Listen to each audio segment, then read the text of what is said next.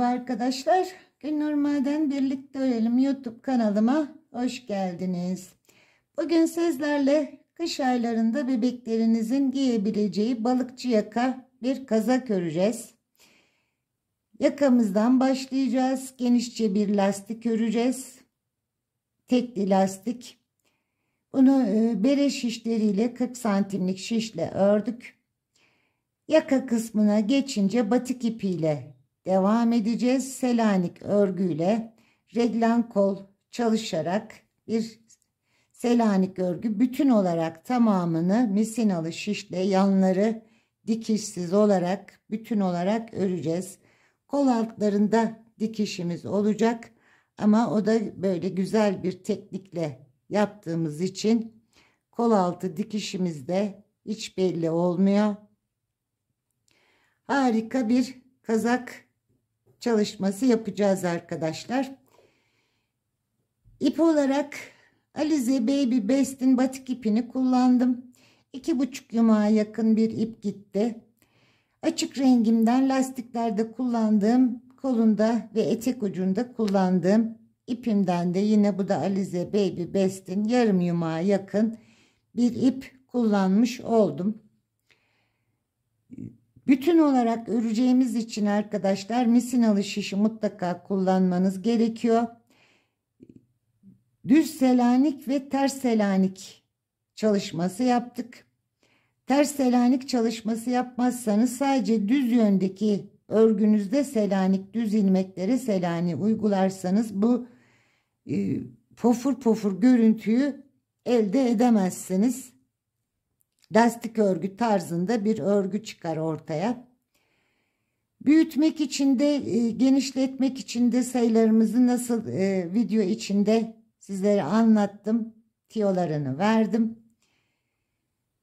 Güzel bir çalışma oldu arkadaşlar. Ölçüleri eni 31 santime yakın. Omuzdan boyu 36 santim. Kol altından boyu 22 santim. 1,5-2 yaşa uygun bir ölçüde oldu kazağımız. Yaka içinde sonda da videonun sonunda da belirttim. Şöyle bir bilgi vereyim. Bebeğimizin baş çevresi bazı bebeklerimizin daha geniş olabiliyor. Gelişim durumuna göre eğer bu baş çevresinde lastik sayısı az gelirse bunu bir 6 ilmek kadar daha büyük başlayıp ilk haroşa başlangıcında bu 6 ilmeği aralarda yayarak kesebilirsiniz. Bunu kesip de devam ettiğinizde videomdaki sayılarla bu beden genişliği çok rahatlıkla bebeğinize olacaktır. Arka yüzümüzde bu şekilde arkadaşlar. Bütün olarak örülmüş bir kazağımız. Çok harika bir kazak oldu. Umarım sizler de anlatımımı beğenir ve benimle birlikte örersiniz bebekleriniz için. Bu arada kanalıma da abone olursanız mutlu olurum. Kanalımı desteklemiş olursunuz. Abonelikler biliyorsunuz ücretsiz.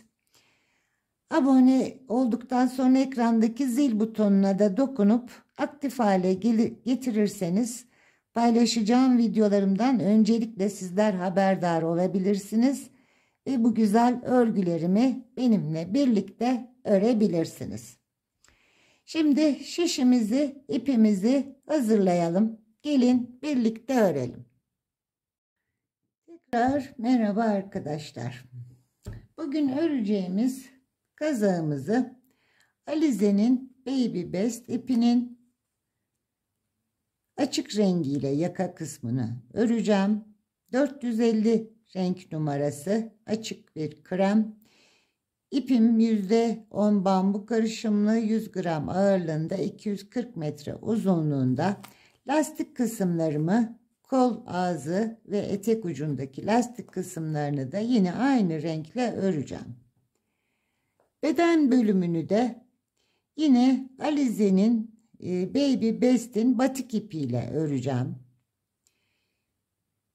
Renk numarası 7541. Hem kız hem erkek bebeklerinin de rahatlıkla kullanabilecekleri bir renk. Önce yaka kısmımızdan başlayacağız. Bir balıkçı yaka yapacağım. Örgümüzü arkadaşlar 5 şişle yaka kısmını örebilirsiniz. Patik ipli şişleriyle ya da 40 santimlik şapka bere ördüğünüz 40 santimlik şişlere ihtiyacımız var. Yine beden kısmını da aynı şekilde birleştirerek bütün olarak öreceğiz. Misinalı şişle öreceğiz. 3,5 numara 40 santimlik bir misinalı şişim var. Bere şişim. 76 ilmek şişimi attım. Artı bir ilmek daha fazla attım arkadaşlar. Örgümün ilmek attığım yönüm bu şekilde. Affedersiniz. Şöyle göstereyim. İlmek attığım yönüm aynı yönde birleştirip tamamen tek yönde bütün olarak örülecek. 77 ilmek attım. 76 ilmekten bir ilmek fazla attım. Burada birleştirme yaparken bir ilmeği keseceğim. Birleştirmemin düzgün durması için. Şimdi ilk ilmeğimi, son ilmeğimle ilk ilmeğimi birlikte alıyorum. Bakın bu şekilde.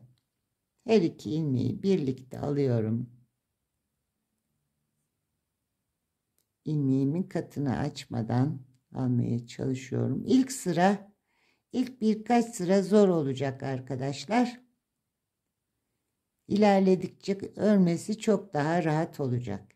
İkisini birlikte aldım ve düz olarak ördüm.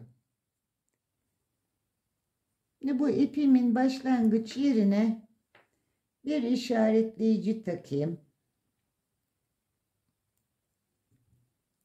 Burası çünkü örgümüz bitene kadar bize lazım olacak. Burası turbaşı. Örgümüz bitene kadar bu işaretleyiciye geldiğimizde bir sırayı tamamlamış olacağız. Düz olarak ördüm. Şimdi yanındakini ters olarak örüyorum. Bir düz bir ters lastik öreceğim. Yanındakini düz örüyorum. Diğerini ters örüyorum.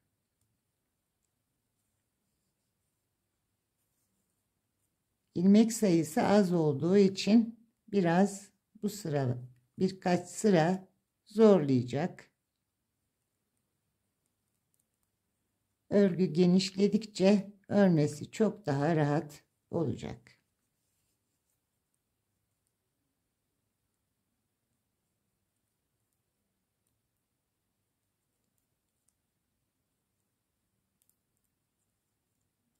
Bir ters, bir düz olarak işaretleyicimin olduğu yere kadar burayı öreceğim.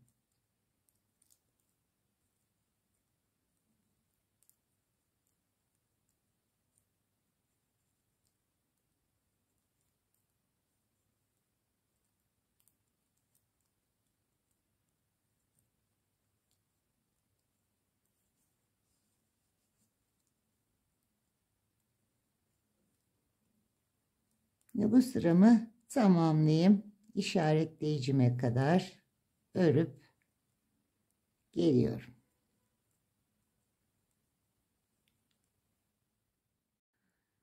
Tur başına kadar tamamladım. En son bir tersle bitirdim. Şimdi yeniden dönüyorum. İpimi arkaya alayım. Bu ipimi biraz çekiştireceğim. Bir düzle yeniden başlıyorum. İkinci sıramı örüyorum. Örgümüzü biraz ilerletince bu ipimizi örgümüzün içinde saklayabiliriz. Yine bir düz bir ters olarak ikinci sıramı örüyorum. Bakın biraz daha ilmekler rahatladı. Örmesi biraz daha kolaylaştı.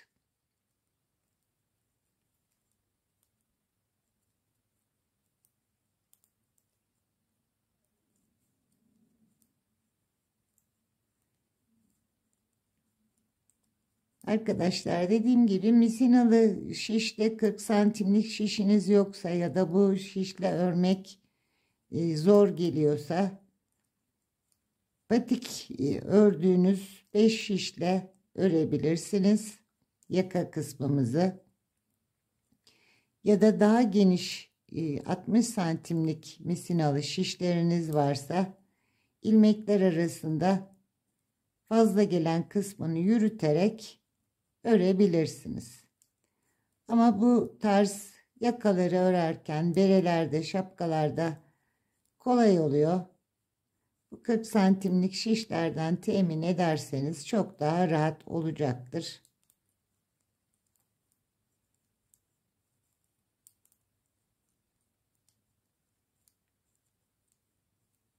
Evet.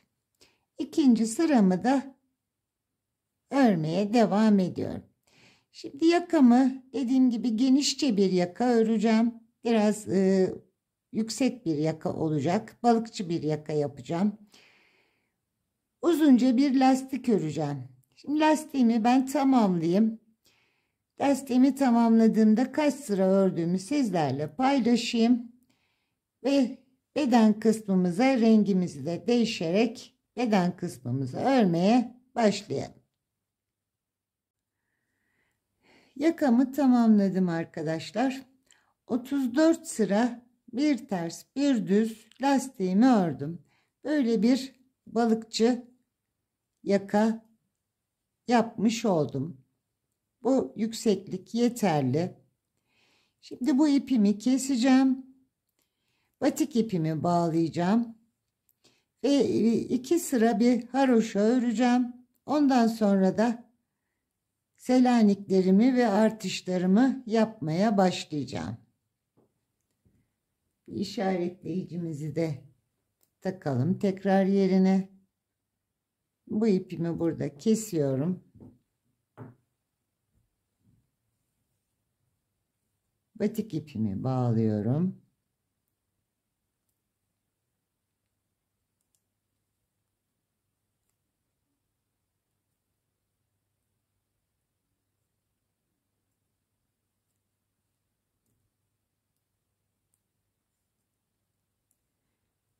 Bu sıramı tamamen düz öreceğim. Ve haroşayı biliyorsunuz bir sıra, 2 sıradan bir sıra oluşuyor. Bütün olarak yuvarlak olarak ördüğümüz için hep aynı yönde ördüğümüz için şimdi bu sırayı düz olarak öreceğim. Bir sonraki sırayı ters olarak öreceğim. Bu sıramı düz olarak örmeye başladım.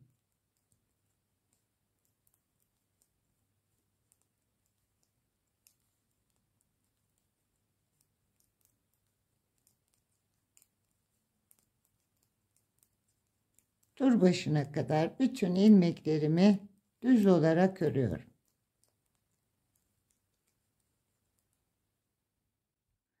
Sıramı tamamladım. Bu sırayı düz olarak ördüm. İpimi kendime aldım. Şimdi bu sıramı da ters olarak öreceğim ve önde bir sıra haroşa oluşturacağım. Bu sıramı ters öreceğim. Bir sonraki sırayı tekrar düz ve en son sırayı yine ters olarak ördüğümde 2 sıra ön yüzümde haroşam oluşacak.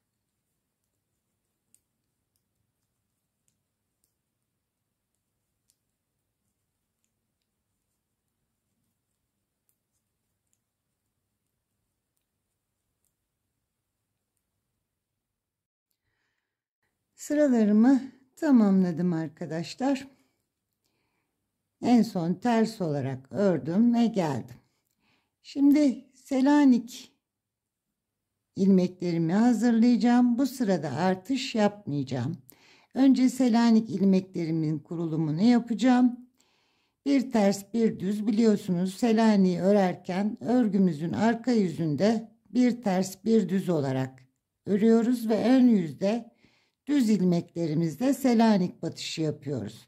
Şimdi biz bu örgüyü bütün olarak hep aynı yönde ördüğümüz için ters örgülerimizde de yani örgünün ters sırası olan sırada da ters ilmeklerimizde Selanik batışı yapacağız. İlmeklerimin yerlerini ayarladım, artış aralarımı. Bunları sizlerle paylaşayım. Burası benim örgümün, kazağımın arka yüzü, arka bedeni olacak. Arka bedenimde 19 ilmeğim var. Öreceğim örgü yönümde 9 ilmek, turumu tamamladığımda da 10 ilmek olarak ayırdım. 19 ilmeğim. Reglan kol olarak öreceğim kazağımı. O yüzden kol ilmeklerim 5 ilmek. Artış aralarımda 7'şer ilmeğim olacak. Bunlar da Selanik olacak. Kol ilmeğim 5 ilmek, yine 7 ilmek. Artış arası Selanik. Ön bedenim 19 ilmek. Önle arka bedenim ilmek sayılarım aynı.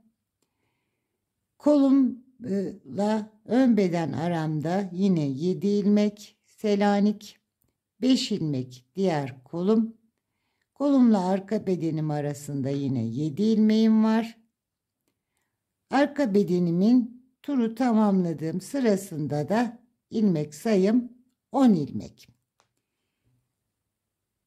Şimdi öncelikle Selanik ilmeklerim için ilmek sayılarımı düz ve ters olarak bu sıramı tamamlayacağım.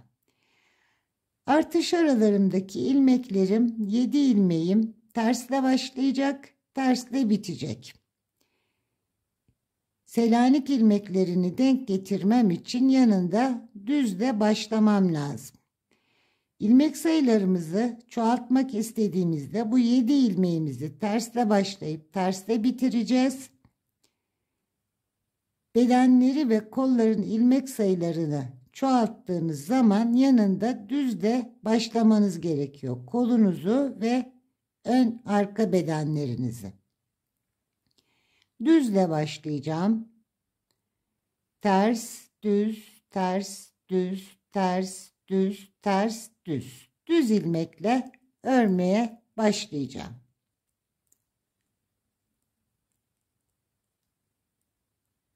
Bir düz ilmek örüyorum. Burası açık olarak örüyor olsaydık burası örgümüzün ters yüzü olacaktı. Bir düzle başladım. Ters örüyorum. Bir düz. Bir ters. Bir düz. İlmeğimin katını açmışım. Bir ters. Bir düz. Bir ters. Bir düz. Artış yapmıyorum dediğim gibi. Artış aralarında tersle başlıyorum. Düz örüyorum. Ters, düz, ters, düz, tersle bitirdim. Koluma geçtim. Düzle başlıyorum. 5 ilmek, ters, düz, ters, düz. Tekrar 7 ilmek tersle başlıyorum. Düz, ters, düz, ters, düz, tersle bitirdim. Ön bedenime geldim. Düzle başlıyorum. Düzle bitecek. Tek sayı olduğu için hangi ilmekle başlıyorsanız o ilmek şekliyle bitiyor. Ters, düz, ters, düz, ters, düz, ters, düz, ters, düz,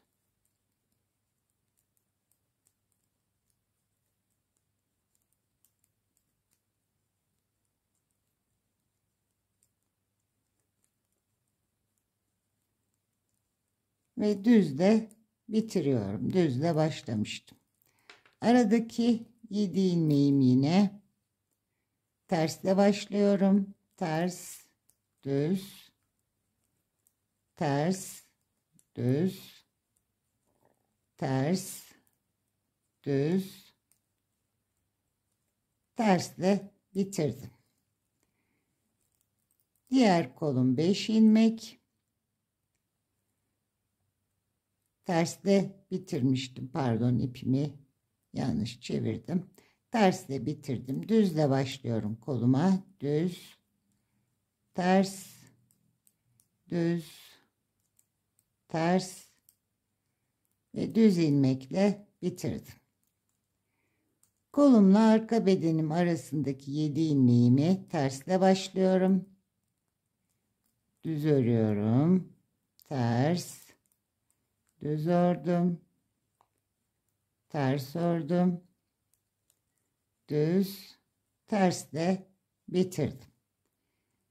Arka bedenime tur başına kadar burada 10 ilmeği var. 9 ilmek de başlangıçta örmüştüm. Düzle başlıyorum bunu. Tersle bitti çünkü.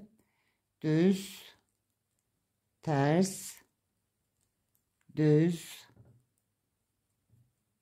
ters, düz, ters, düz, ters, düz, ters. Bir sıramı tamamladım. Yani örgümün normal olarak örmüş olsaydık arka yüzünü örmüş olduk. Bir sırayı tamamladık. Şimdi düz ilmeklerimi Selanik ilmeği olarak öreceğim. Ters ilmeklerimi normal ters öreceğim. Selanik ilmeğimizi, Selanik batışımızı düz ilmeğin bir altındaki yuvaya girerek yapıyoruz. Bir Selanik, bir ters örüyorum. Bu sırada artışlarımı da yapacağım. Bir Selanik,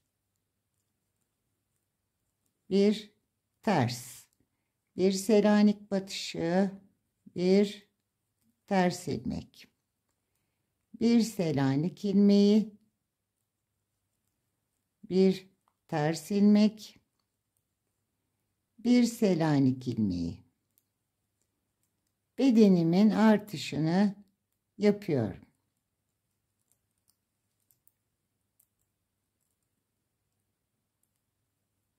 Tersle başlıyorum. Artış arasına ters, düz ilmek, Selanik ilmeği, bir ters ilmek, düzümü Selanik örüyorum.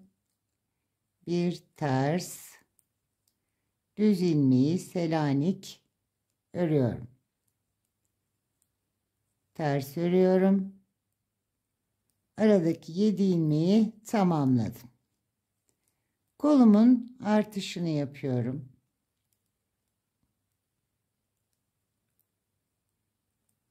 Düz ilmekle başlıyorum. Bir Selanik. Bir ters, bir Selanik. Bir ters, bir Selanik. Kolumun diğer yanındaki artışımı yaptım. Aradaki 7 ilmeğimi öreceğim. Ters ile başlıyorum. Bir Selanik. Bir ters, bir Selanik.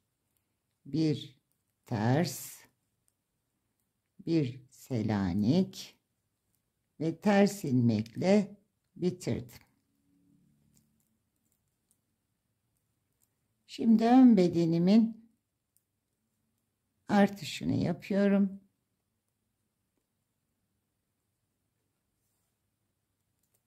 İpimi ortasından çıkarttığım için bazen takılıyor arkadaşlar. Bir Selanik, düz ilmeğimi Selanik örerek başladım. Ters örüyorum. Bir Selanik. Bir ters. Bir Selanik. ters ilmek, Selanik ilmek, bir ters ilmek, bir Selanik, bir ters, bir Selanik, ters, düz ilmeğim Selanik, ters, Selanik, bir ters, bir Selanik, bir ters ve bir Selanik ilmek ördüm. Artışımı yaptım. Aradaki 7 ilmeğimi Selanik olarak örüyorum. Artış aramdaki ilmekler, bir Selanik, ters ilmek, bir Selanik, bir ters, bir Selanik, bir ters de bitirdim.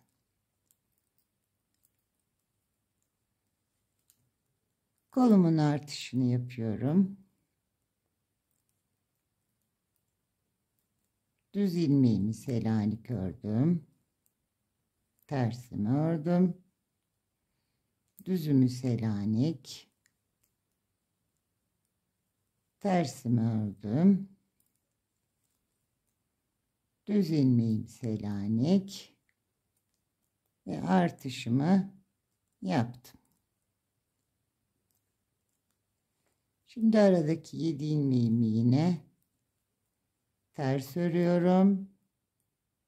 Selanik örüyorum. Ters örüyorum. Selanik örüyorum. Ters örüyorum. Selanik örüyorum. Ters örüyorum. Ve arka bedenim için de diğer tarafının artışını yaptım. Bir Selanik, bir ters, bir Selanik, bir ters, bir Selanik, bir ters, Selanik ilmek, ters ilmek, Selanik ilmek, ters ilmek. Sıramı tamamladım. Artışımızı yaptık. Selaniklerimizi kurduk. Şimdi bu sıramda artış yapmıyorum. Bu sıramda ters ilmekleri Selanik olarak öreceğim. Dediğim gibi arka yüzüm olacak. Örgümün arka yüzü olacak. Arka yüzde ters ilmekleri düz oldukları için bu ilmekler, bakın şöyle göstereyim daha net anlaşılsın. Şimdi düz ilmeklerimize Selanik batışı yaptık. Normal olarak örseydik bu düz ilmekleri, tersleri ters örecektik. Düz ilmeklere Selanik batışı yapacaktık. Ama hep aynı yönde ördüğüm için şimdi düz ilmeklerimi düz olarak öreceğim. Ters ilmeklerimi Selanik olarak öreceğim. Bu sırada artış yapmıyorum tabii. Bir sonraki düz sıramda da artış yapmayacağım. Tekrar ikinci sırada ters ilmekleri tekrar Selanik olarak öreceğim. Dördüncü sırada artış yapmış olacağım. Yani artıştan sonra 3 sıra örgümü öreceğim. Artış yapmadan. Şimdi düz sıramı düz olarak örüyorum. Düz ilmeğimi düz olarak ördüm. Ters ilmeğimi bir altından normal bu şekilde almıyorum. Bir altından girerek alıyorum. Şu ilmeğin alt boşluğuna girerek alıyorum. Ters ilmeğimi Selanik yapıyorum. Düz ilmeğimi normal ördüm düz olarak. Ters ilmeğimi bir altından şurada gördüğümüz ilmek boşluğundan girerek ters örüyorum. Düzümü normal düz ördüm. Tersi bir alta girerek ördüm. Düzümü normal düz ilmek, tersi tersten Selanik olarak ördüm. Düzümü düz ördüm. Bu sıramda bu artış yaptığım ilmeğimi ters olarak örüyorum. Arkadaşlar, artış yaptığımız ilmekler ters ilmeğe denk geldiğinde bunları Selanik olarak öremiyoruz. Çünkü bir alta battığımızda artış yaptığımız ilmek bozulur. Tersimi ördüm.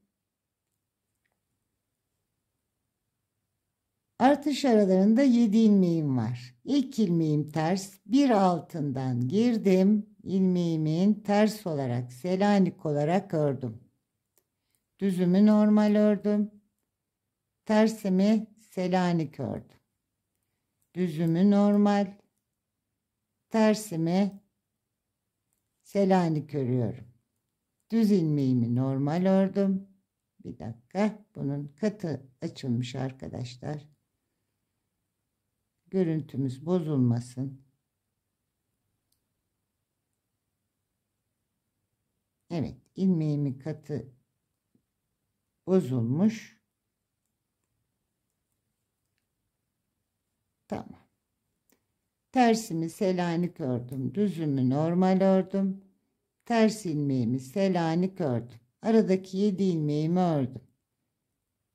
İşaretleyicimi aldım. Şimdi kolumdaki ilmeğim, arttırdığım ilmeğim, bunu normal ters örüyorum. Düzümü düz örüyorum. Diğer tersimi Selanik ilmeği olarak örüyorum. Bir altından giriyorum. Düzümü düz ördüm. Tersimi ilmeğin bir altından girerek örüyorum. Düzümü normal ördüm düz. Arttırdığım ilmeğimi ters ördüm. İşaretleyicimi aldım. Aradaki 7 ilmeğim, tersimi, ters ilmeği Selanik ördüm. Düz, normal, ters ilmek, bir alttan giriyorum. Selanik örüyorum. Düz, normal, ters ilmek, Selanik. Düz ilmeğim normal, düz örgü, ters ilmeğim altından giriyorum. Selanik ördüm. Ön bedenime geldim. Arttırdığım ilmeğimi ters ördüm. Düzümü düz ördüm. Ters ilmeğimi Selanik olarak örüyorum. Düzümü normal örüyorum. Ters ilmeğimi Selanik örüyorum. Düzüm normal. Ters ilmek Selanik. Düz örgü, ters Selanik. Düz ilmek düz oluyor. Ters ilmekler Selanik oluyor. Bir düz, bir ters Selanik.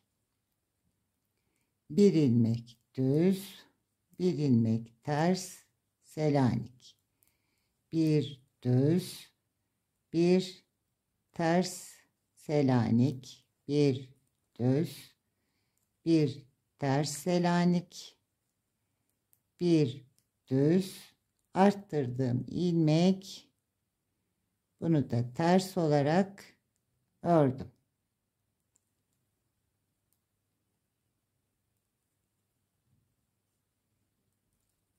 Aradaki 7 ilmeğime geldim. Ters ilmeğimle başlıyorum. Bunu Selanik olarak örüyorum. Düzümü örüyorum. Tersimi Selanik ördüm. Düzümü normal düz ördüm. Tersimi Selanik ördüm. Düz ördüm. Tersi Selanik ördüm. Arttırdığım ilmeğe geldim. Bunu normal ters olarak örüyorum. Düzümü düz örüyorum. Kolumdaki ilmeklerim tersimi ters Selanik örüyorum. Düzümü düz, tersi ters Selanik. Düzü düz, arttırdığım ilmeğim ters olarak ördüm. Ayracımı aldım. Tekrar 7 ilmek arttırma arası tersi Selanik ördüm. Düz normal, ters Selanik. Düz normal düz örgü, ters tersten Selanik. Düz ilmek normal, ters ilmeği tersten Selanik yaptım. Ön bedenime geldim, özür dilerim, arka bedenime geldim. Turumu tamamlıyorum. Arttırdığım ilmeğimi ters olarak örüyorum. Düzümü düz ilmek olarak ördüm. Tersimi ters Selanik ördüm. Düz ilmek, ters Selanik. Düz ilmek, tersten Selanik.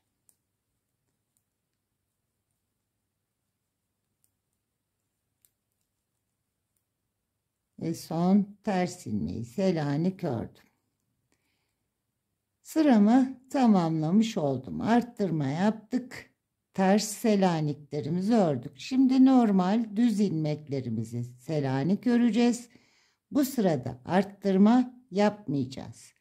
Bir sonraki sırada da yine tersleri Selanik öreceğiz. Yine arttırma yapmayacağız. Yani arttırma yaptıktan sonra 3 sıra örmüş olacağız.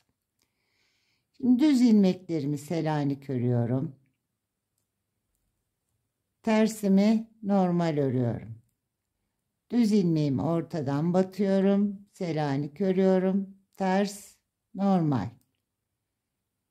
Düz ilmeğimi ortadan battım. Selanik ördüm. Tersi ters olarak ördüm. Düz ilmeğimi düz ördüm. Ters ilmeğimi normal ters ördüm. Düz ilmeğimi Selanik. Şimdi burada tersimi normal örüyorum. Bir sonrakinde ters ilmeğimi Selanik batışı yapmam gerekiyor. Ancak bunu yapmayacağım arkadaşlar.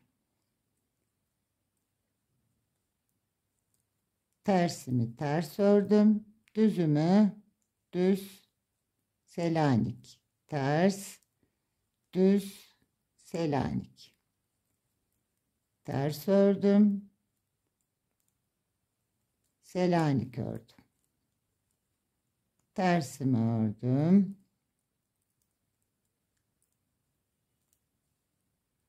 Tekrar tersimi başladım.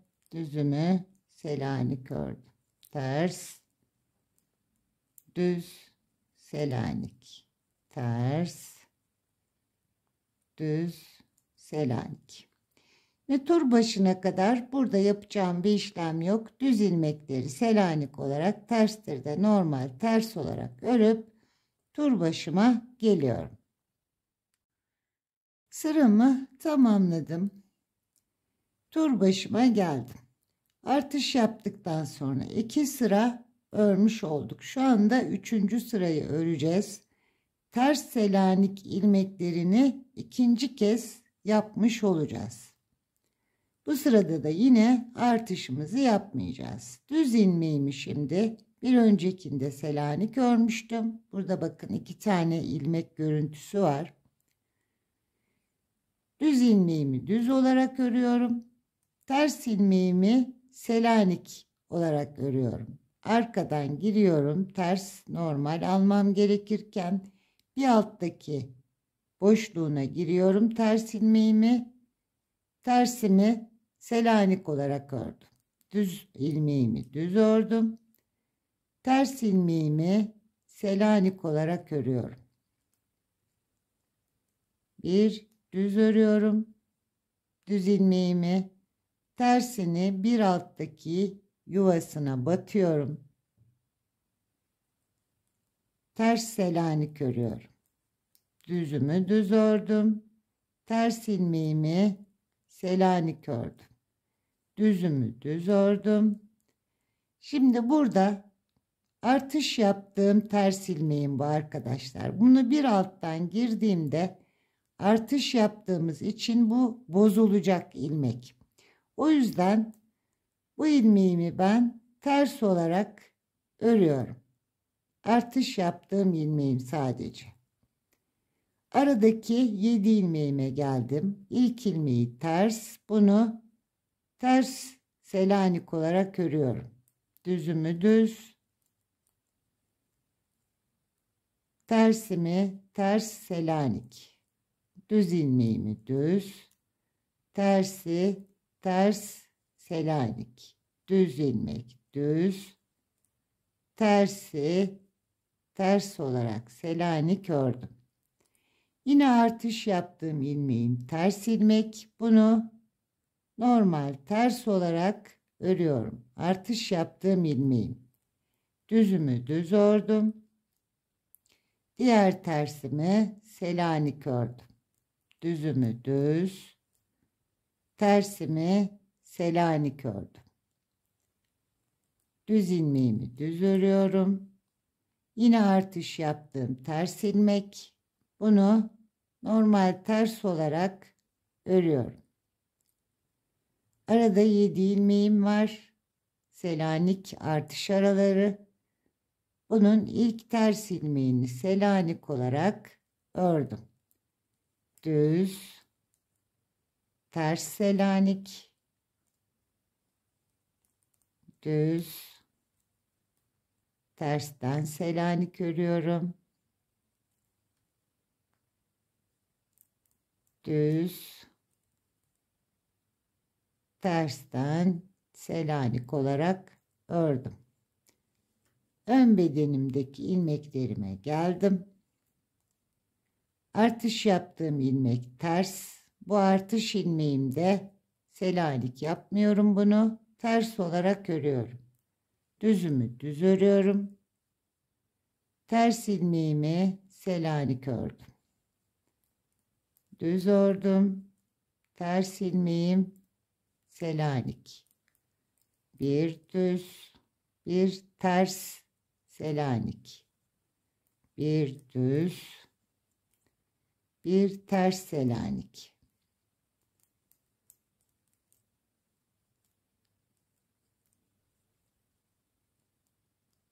Bu sıramı da bu şekilde tamamlıyorum. Özür dilerim. Tersimi Selanik yapmadan geçtim. Hemen tersimi Selanik, düzüm normal.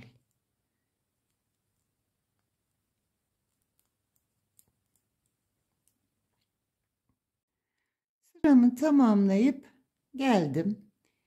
Artıştan sonra 3 sıra örmüş olduk. Artışımızı yaptıktan sonraki sıramızda tersleri Selanik olarak ördük. Bir sonraki sıra düzleri Selanik ördük. Şimdi bir önceki sırada da tersleri Selanik olarak ördük. 3 sıra tamamlamış olduk. Düzleri Selanik olarak örmeye başladığımızda bu sırada şimdi artışımızı yapacağız tekrar.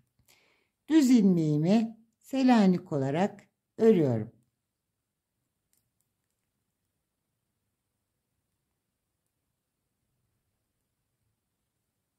Özür dilerim arkadaşlar. İpim takıldı. Tamam, hemen düzelttik. Bir Selanik ilmeğimi düz ördüm. Bakın ters ilmek Selanik ilmeği kendini burada gösteriyor. Tersimi normal ters örüyorum. düz ilmeğimi Selanik örüyorum. Tersimi ters örüyorum. Bir ilmek düzümü Selanik, bir tersimi normal, düz ilmeğimi Selanik, özür dilerim, tersim normal, düz ilmeğim Selanik, ters ilmeğim normal ördüm ve artışımı yapıyorum. Artış arasındaki 7 ilmeğime geldim. Bir tersimi ördüm. Düzümü Selanik ördüm. Tersimi ördüm.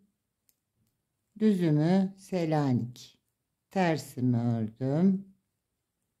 Düz ilmeğim Selanik. Ters ilmeğimi ördüm. Şimdi kolumun artışlarını yapacağım. Koluma bir ilmek arttırdım. Tersimi ters ördüm. Düz ilmeğimi Selanik ördüm. Tersimi örüyorum. Özür dilerim. Bu arttırdığım ilmeğim düzgün olmadı. Hemen onu düzeltiyorum arkadaşlar.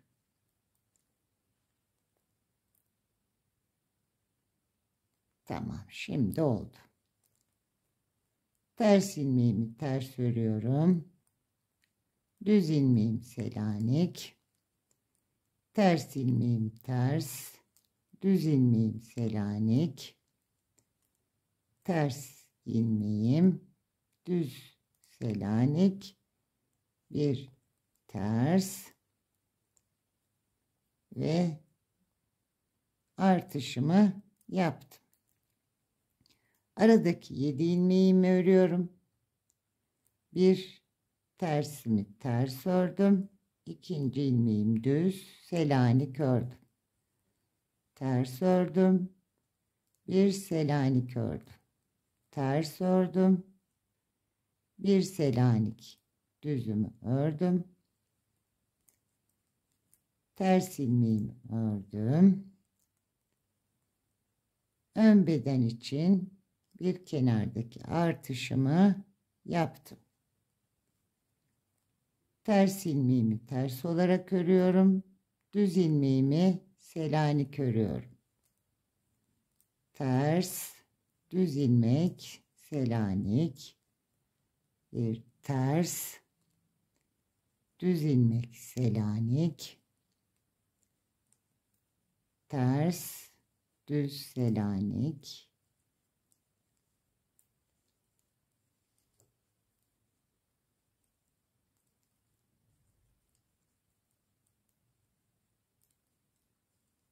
tersleri normal ters örüyorum. Düzleri Selanik ilmek olarak örüyorum.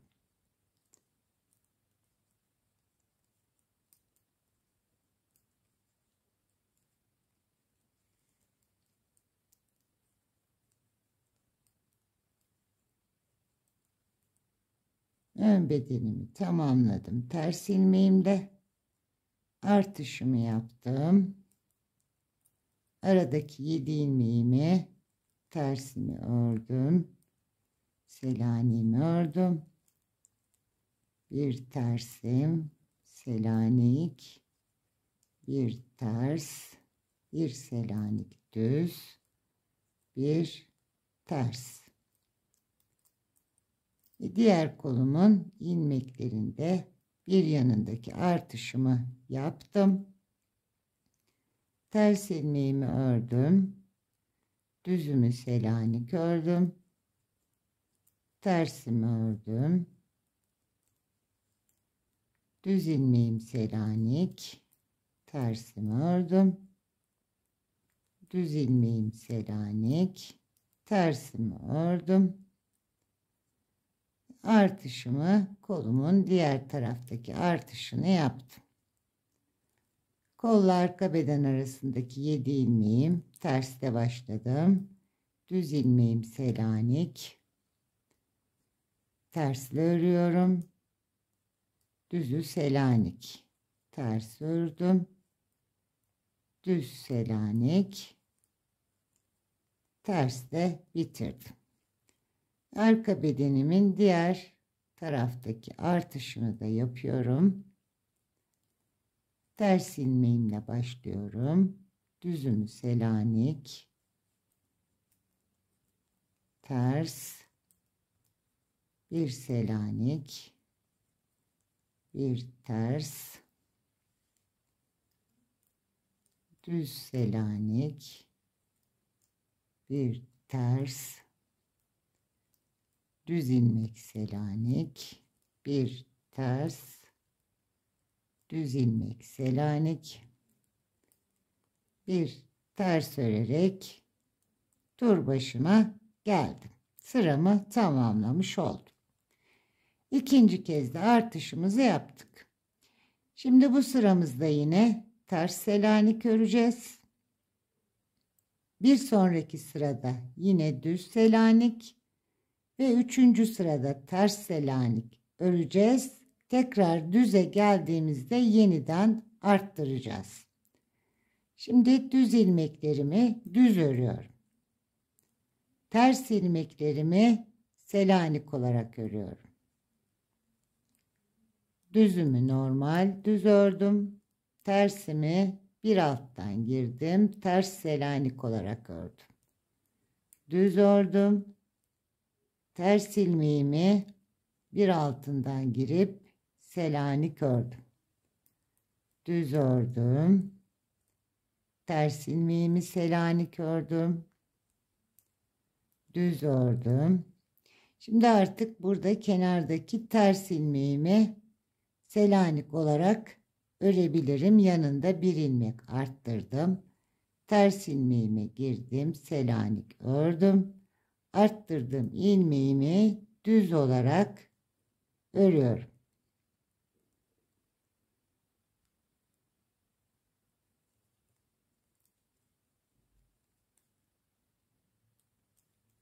Aradaki 7 ilmek tersini ters Selanik, düzü normal, tersi ters Selanik, düz normal düz ilmek, ters ilmeği Selanik, düz ilmeği normal, ters ilmeği Selanik.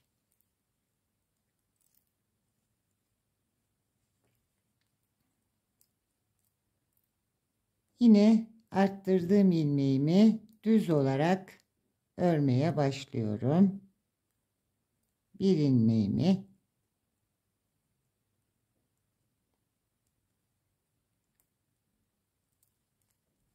düz olarak ördüm. Ters ilmeğimi Selanik olarak örüyorum. Düz ilmeğimi düz örüyorum. Ters ilmeğimi bir altından girip Selanik örüyorum. Düz, tersten Selanik, düz, ters ilmekten Selanik, arttırdığım ilmeğimde düz.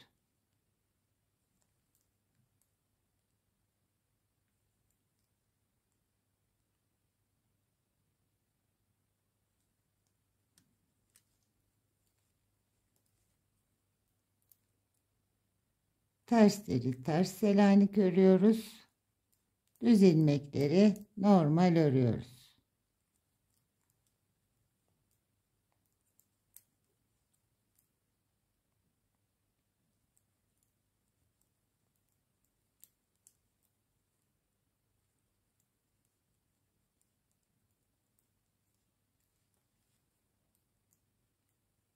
Arttırdığım ilmeğim, bunu düz örüyorum. Yanında ters var çünkü.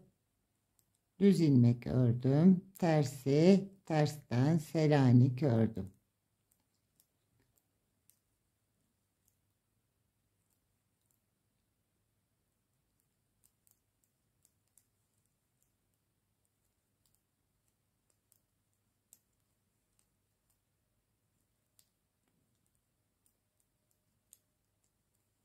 Arkadaşlar, bazı arkadaşlarım çok uzatıyorsun diyorlar. Bazı arkadaşlarım anlatıyorsun çabucak geçiyorsun, biz anlamıyoruz. burayı nasıl yaptığını anlamadık diyorlar. Ben ortasını nasıl bulacağım bilemiyorum. Ama yani örgüyü bilmeyen arkadaşlarım için de yeni başlayan, onları örgüye kazandırmak için de detaylı anlatmak gerekiyor arkadaşlar.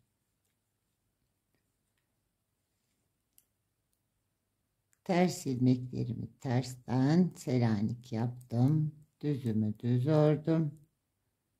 Ters ilmeğimi ters Selanik yaptım. Arttırdığım ilmeğimi de düz olarak ördüm.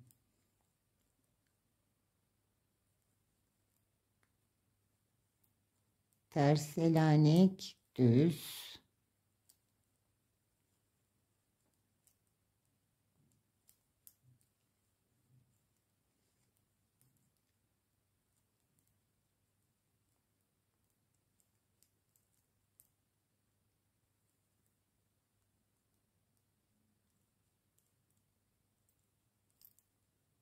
Ve kolumdaki ilmeklerim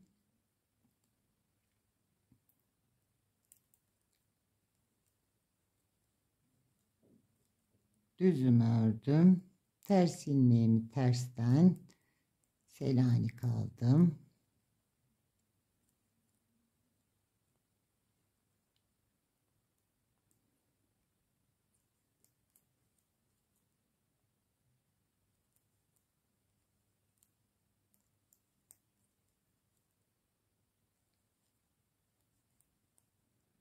Arttırdığım ilmeğimi de düz olarak ördüm.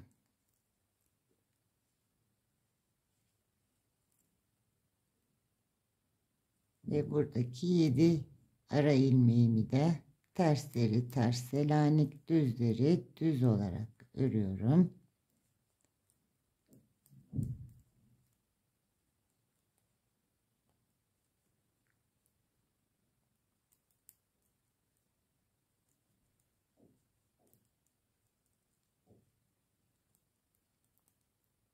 Arttırdığım ilmeğim arka bedenim için düz örüyorum. Arttırdığımı, ters ilmeğimi alttan girip Selanik yaptım. Düz ördüm.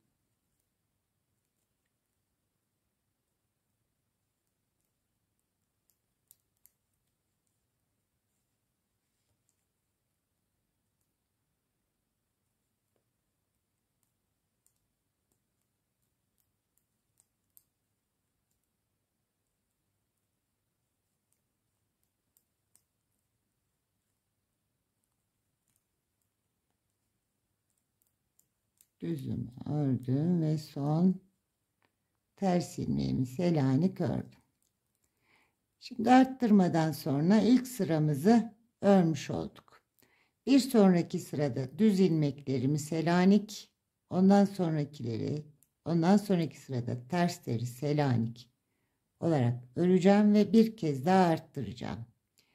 Ters Selanik alışını sanıyorum anlatabildim. Şimdi bir kez daha artışımızı birlikte yapalım. Ben 2 sıramı tamamlayıp hemen geleyim. Daha sonra artık örgümüze devam edelim. Sıralarımı tamamladım arkadaşlar. Şimdi ön yüzdeyim tekrar, yani düz ilmekler üzerinden Selanik kuracağım ve artış sıram. Bu arada düz ilmeklerde de Selanik son artış yaptığımız ilmek düz ilmekse bunlarda da Selanik ilmek şekline 3 sıra sonra geleceğiz arkadaşlar. Ters ilmekte yapmamıştım. Bunu söylemeyi unuttum. Şimdi örerken paylaşmadığımı düşündüm. Düz ilmeğimi arttırdım. Bu ilmeğim düz. 3 sıra boyunca buna da Selanik ilmeği şekline getirmiyorum. Düz olarak örüyorum. Arttırdığım ilmek terse ters olarak örüyorum. 3 sırayı tamamlayıp yanında bir ilmek tekrar artış yaptığımda düz ilmeğimi Selanik'e çeviriyorum. Tersse zaten yapacak bir şey yok. Onu ters olarak örüyorum. Sanıyorum anlaşıldı artık arkadaşlar. Ters ilmek Selanik'i nasıl oluşturuyoruz? 3 sırada bir de artış yapıyoruz. Düz ilmeklerimizi Selanik'e çevirdiğimiz sırada bu sıra bizim ön yüzümüz. Burada artış yapıyoruz. Selanik'imi örüyorum, düz ilmeğimi, tersimi ördüm. Düz ilmeğim Selanik, tersimi normal ördüm. Düz ilmeğim Selanik, ters ilmeğimi normal ördüm. Düz ilmeğimi Selanik ördüm. Bir ters ördüm. Bir ilmek Selanik, bir ilmek ters.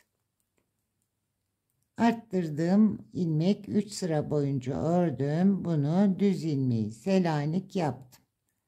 Ve artışımı da yaptım. Bu işaretleyicileri karıştırmam dediğiniz anda çıkartabilirsiniz. Artık belirgin karışmıyor dediğinizde ya da örgü bitene kadar da garanti olsun isterseniz devam ettirebilirsiniz. Nasıl arzu ederseniz. Selanik ilmeklerimi Selanik örüyorum. Düz ilmeklerimi, terslerimi normal ters örüyorum. Koluma geldim. Artışımı yaptım. Düz ilmeğim, bunu düz Selanik ilmeğim olarak ördüm. Tersimi normal ters ördüm. Düzümü Selanik, tersimi ters.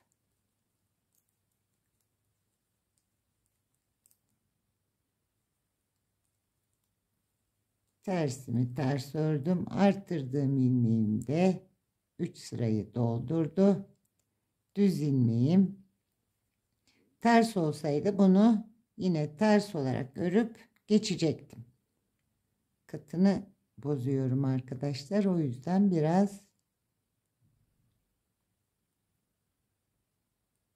bir alttaki sırada katı açılmış. Evet, denk getirdim. Artışımı da yaptım.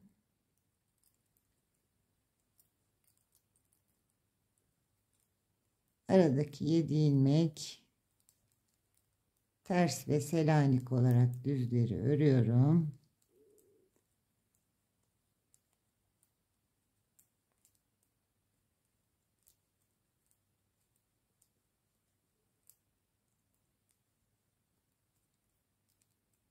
Ön beden için artışımı yapıyorum. Düz ilmeğimi Selanik olarak ördüm.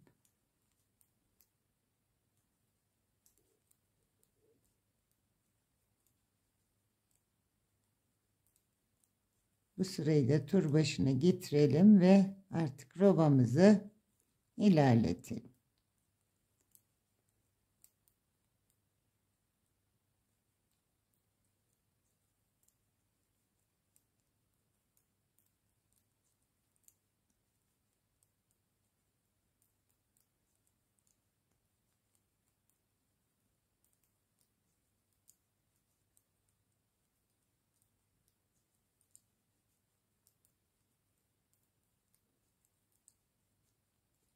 Ters ilmeklerimi ters, düz ilmeklerimi Selanik ilmek olarak arttırdığım ilmeği de Selanik olarak ördüm.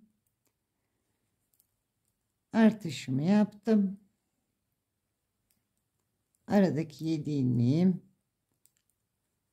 tersleri ters, düzleri Selanik.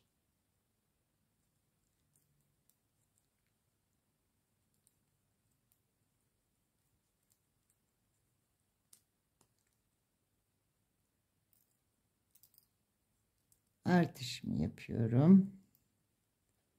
Kolum için arttırdığım düz ilmek, bunu Selanik'e çevirdim.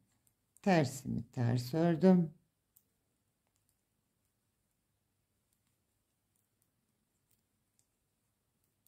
Düzlerimi Selanik olarak örüyorum.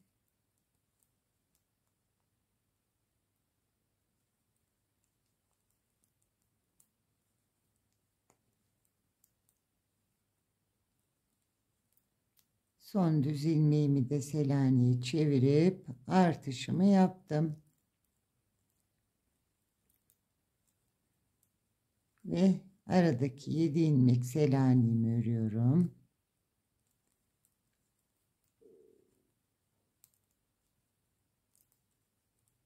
Arka bedenime geleceğim şimdi.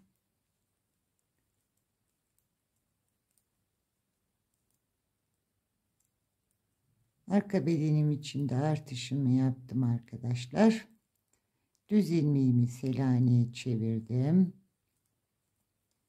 Tersimi ördüm. Düzümü, tersimi,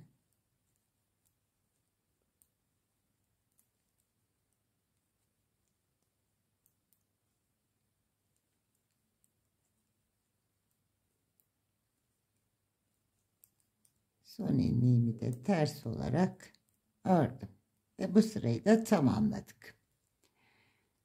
Evet arkadaşlar, artık robamızı, artışlarımızı ilerletelim. Sanıyorum anlaşıldı. Çok detaylıca özür dilerim, çok detaylıca anlattığımı düşünüyorum. Sanıyorum artık anlaşıldı. Takıldığınız bir yerde geri dönüş yaparak izleyebilirsiniz. Roba artışlarımı ben tamamlayayım. Size kaç kez artış yaptığımı paylaşayım. Ve kollarımızı ayırarak kazağımızı örmeye devam edelim. Robamı tamamladım arkadaşlar. Çok güzel bir kazak ortaya çıkıyor. Renk uyumu da harika bir uyum yakaladı. Şimdi 16 kez artış yaptım arkadaşlar. En son 16. artışımı yaptım. Artışlarımızı yaptıktan sonra bir sıra ters Selanik, bir sıra düz Selanik ve 3. sırayı da yine ters Selanik işlemleri yaparak tamamlıyorduk. Şimdi 16. arttırmamı yaptım ve ters Selanik örgümü tamamlayarak turumu başına geldim. Sıra başıma geldim. Artışlarımızı şöyle sayabiliriz. İlk başlarken ters ilmek arttırarak başladık. 1, 2, 3, 4, 5, 6, 7, 8, 9, 10, 11, 12, 13, 14, 15 ve düz ilmek artışıyla 16. artışımı yapmış oldum. Burada beden büyüteceğiniz zaman arkadaşlar arada 7 ilmek biliyorsunuz bizim artış araları Selaniklerimiz var. Bu tersle başlayıp tersle bitiyor. En son ters arttırma yaptığınızda buradan ilmek alacağımız için ön bedene 2 ters ilmek yan yana gelecektir. O yüzden düz ilmek artışımızı yaptıktan sonra kol ayrımını yapmamız gerekiyor. Burada 3 ilmeğimi ön bedenlere alacağım. Öne ve arkaya 7 ilmekten 3'ünü alacağım. 4'ünü kola alacağım. Diğer tarafta da yine 4 ilmeği kola alacağım. 3 ilmeği ön bedene bırakacağım. Şimdi kolumuzu ayıralım birlikte.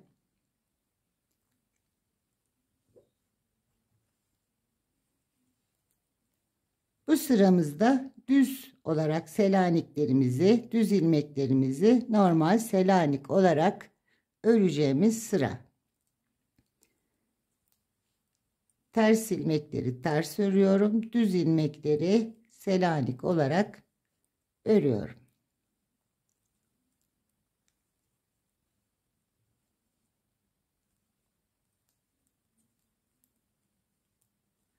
Arkadaşlar bir önerim size, eğer gevşek örüyorsanız, eliniz gevşekse ya mümkün olduğu kadar sıkı örün ya da bir yarım numara şişinizi küçültün. Yoksa çok salaş ve çok geniş bir görüntü oluşuyor. Selanik örgü zaten salaş bir örgüdür. Genişleyen bir örgüdür. O yüzden ya sıkı örün, ben biraz sıkı örmeye gayret ettim. Şişim 3,5 numara. 3 numarayla normal el gevşekliğimde örebilirdim. 3,5'la ve sıkı örüyorum. Şimdi ters ilmeğimi ördüm. Düz ilmeğim burada artışlarda biliyorsunuz. 3 sırayı tamamlamadan, yanına yeni bir artış yapmadan bunu Selanik olarak örmedim. Yine aynı şeyi yapıyorum. Bu düz ilmeğimi düz olarak örüyorum. Aradaki 7 ilmeğimin bir tersini ördüm. Düzünü Selanik olarak ördüm.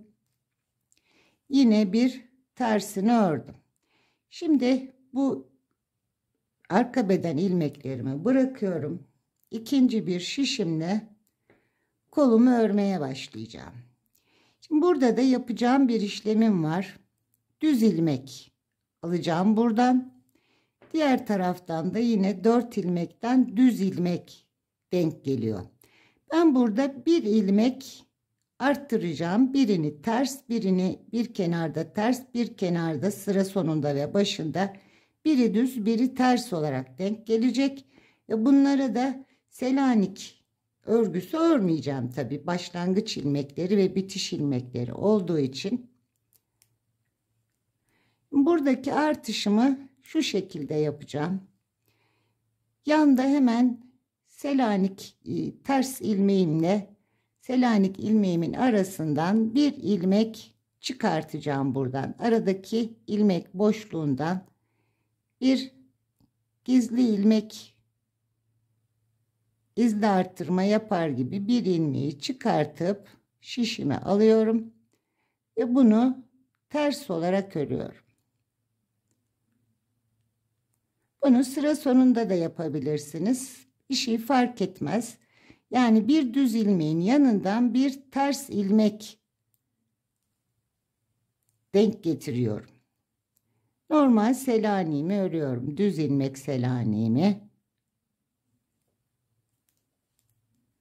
Sıramızı tamamlayınca, kol ilmeklerimizi ayırınca ilmek sayımı da size belirteceğim.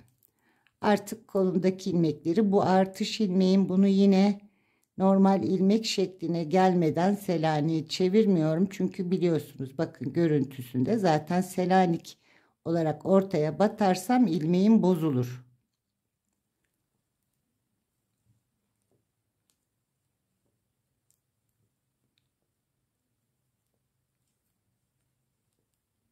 Kolumun birini örüyorum.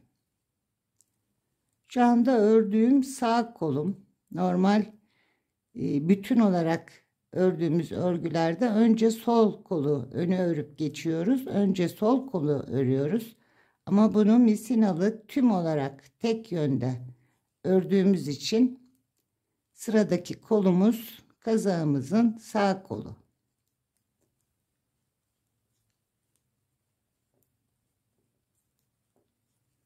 Şimdi 7 ilmek, aradaki 7 ilmeğe kadar kolumun ilmeklerini örüyorum.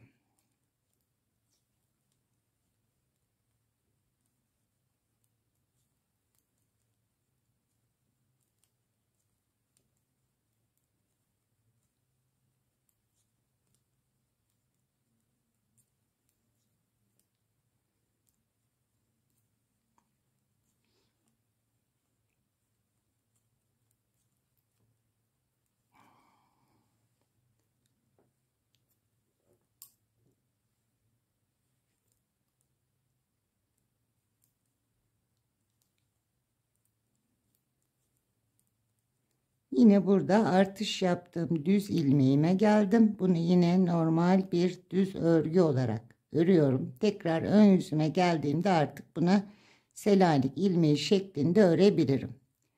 Buradan yine 4 ilmek alacağım. Aradaki 7 ilmeğe geldik. 7 ilmek Selanik ara ilmeklerimiz. Bir tersini ördüm. Bir Selanik ördüm. Bir ters ördüm ve bu Selanik'i düz olarak örüyorum. Bu sıra sonundaki ilmeğim. Buradan 3 ilmeği ön bedene bıraktım. Şimdi burada ilmeklerimizi bir sayalım, kolumuzdaki ilmekleri. arka yüzümüze döneceğiz artık. Çünkü bütün olarak kolumuzu örmüyoruz.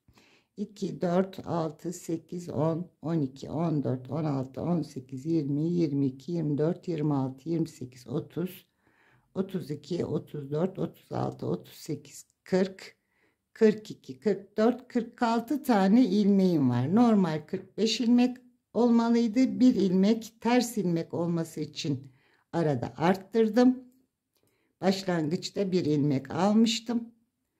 46 tane ilmeğim var. Şimdi artık kolumu tek yönde örmediğim, önlü arkalı ördüğüm için tüm düz ilmeklerimi Selanik olarak öreceğim. Hem ön yüzünü hem arka yüzünü ördüğüm için. İlk ilmeğimi örmeden alıyorum. İpimi çevirdim. Yanındaki düz ilmek, artık bunu Selanik örüyorum.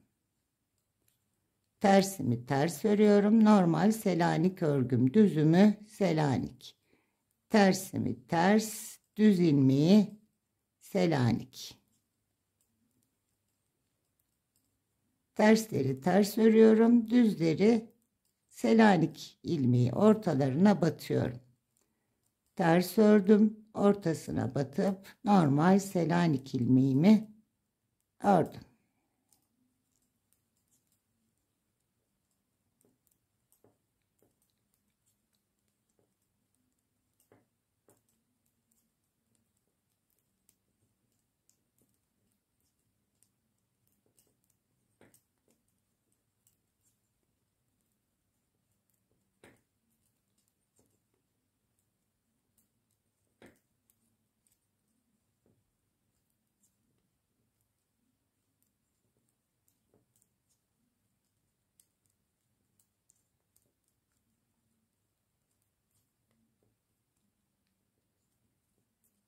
Şimdi tekrar ön yüzden bir görelim.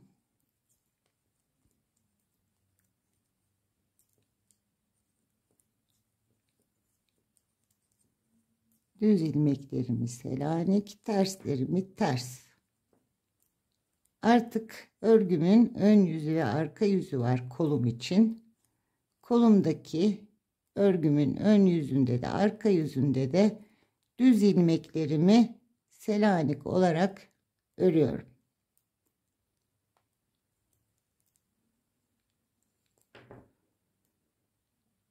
Burada bir kez daha kafanız karışmasın, tekrar göstereyim arkadaşlar.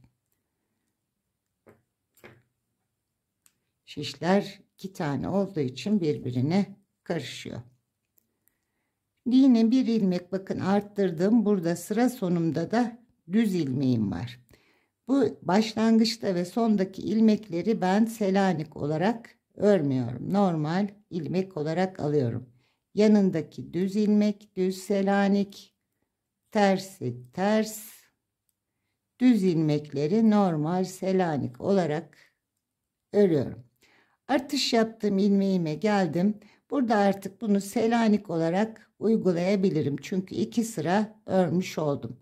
Bu arttırdığım ilmeğin de yine bir altından batıp boşluğuna Selanik ilmeğine çevirdim.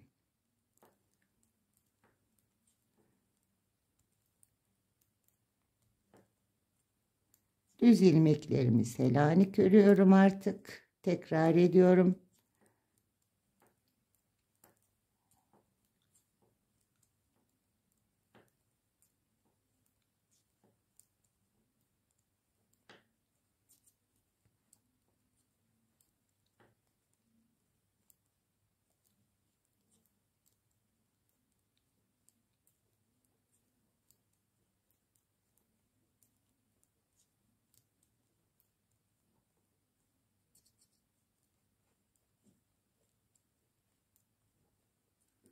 Şimdi burada artırdığım ilmeğe de gelelim. Onu da tekrar sizlerle paylaşayım.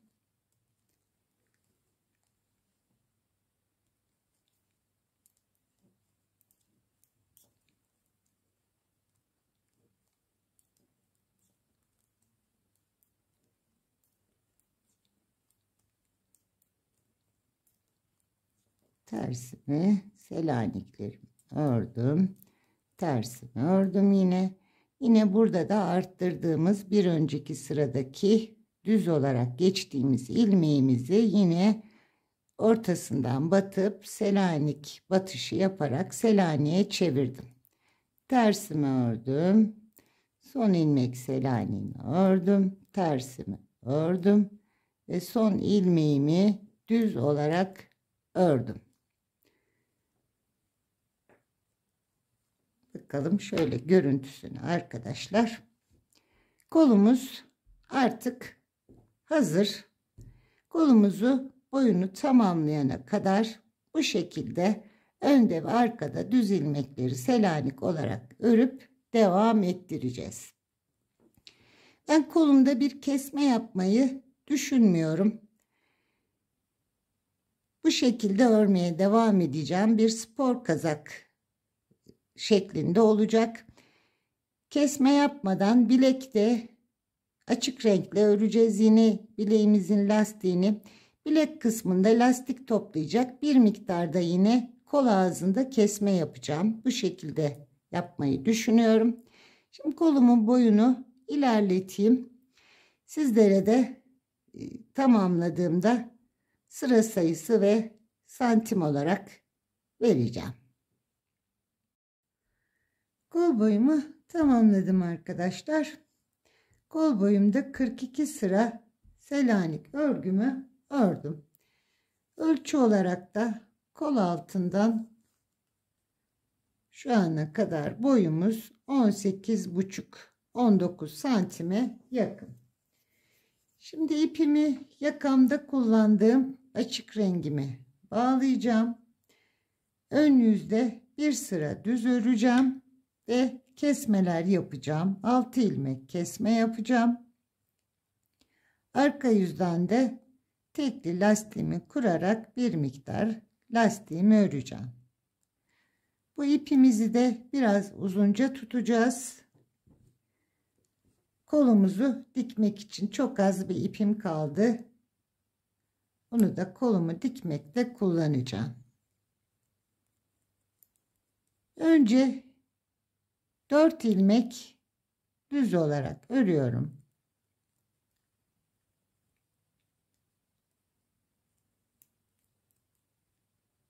Dört ilmeğimi ördüm.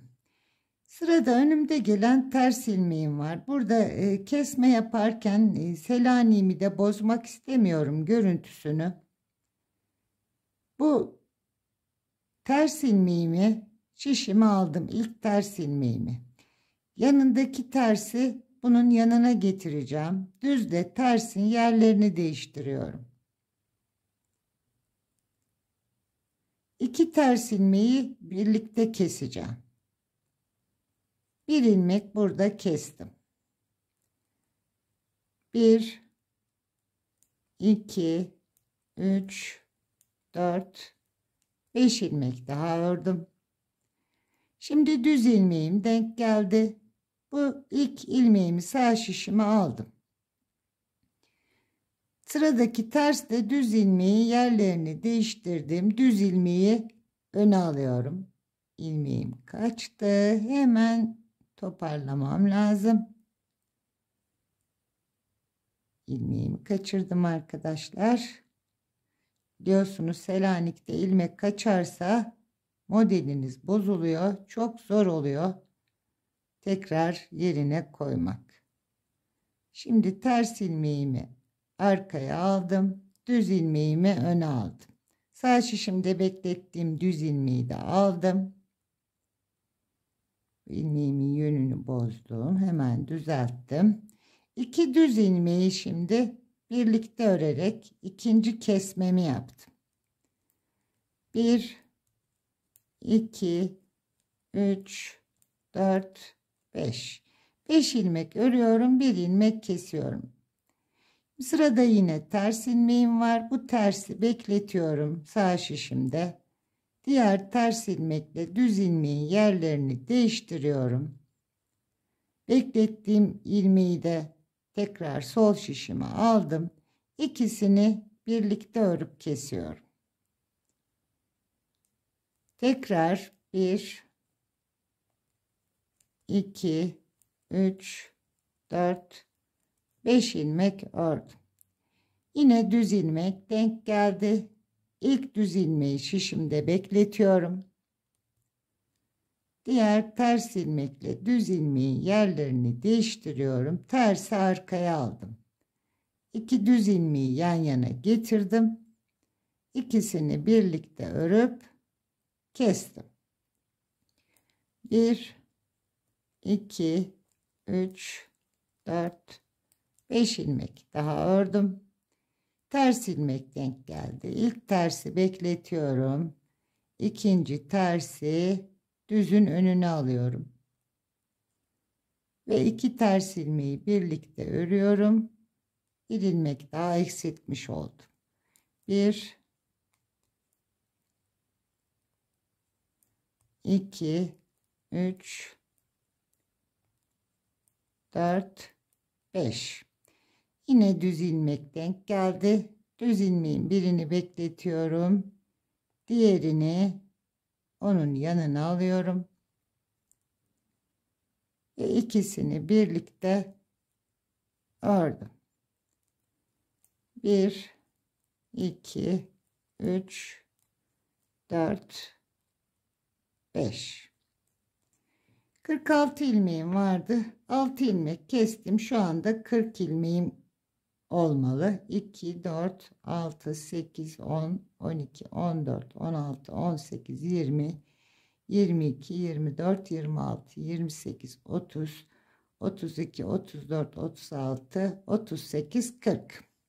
Şişimde 40 ilmeğim kaldı. Bakın kesmemizde Selaniklerimizi, terslerimizi ve düzlerimizi bozmadan bir kesme işlemi yapmış olduk. Şimdi bir ters bir düz lastiğimi kuruyorum. İlk ilmeğimi boşaldım.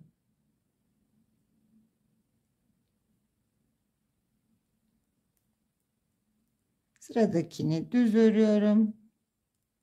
Diğerini ters, bir ters, bir düz. Lastiğimi kurup bir miktar öreceğim.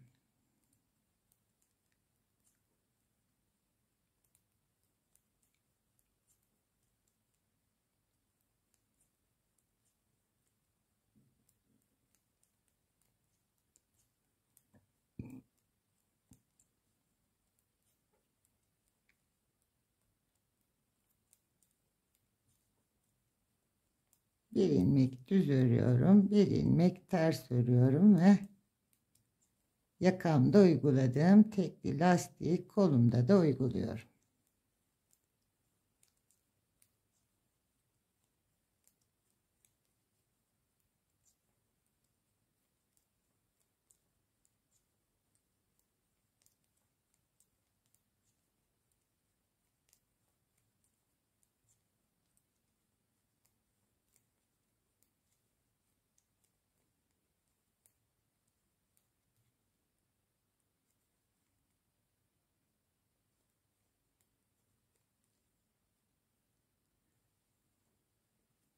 Lastiğimizi kurmuş olduk. Kesmelerimizi de tamamladık. Şimdi bir miktar kol ağzımıza lastiğimizi örelim. Kaç sıra ördüğümü sizlerle paylaşayım ve kolumuzun lastiğini birlikte kapatalım. Kolumun lastiğini tamamladım. 11 sıra bir ters bir düz tekli lastik ördüm.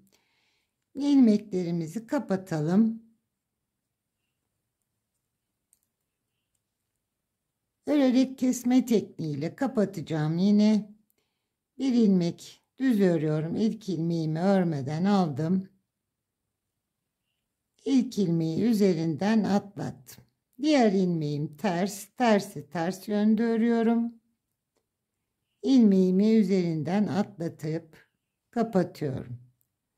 Düz ilmeğimi düz yönde örüyorum. Kapatıyorum. Tersi ters yönde örüp ilmeğimi atlatarak kapatıyorum.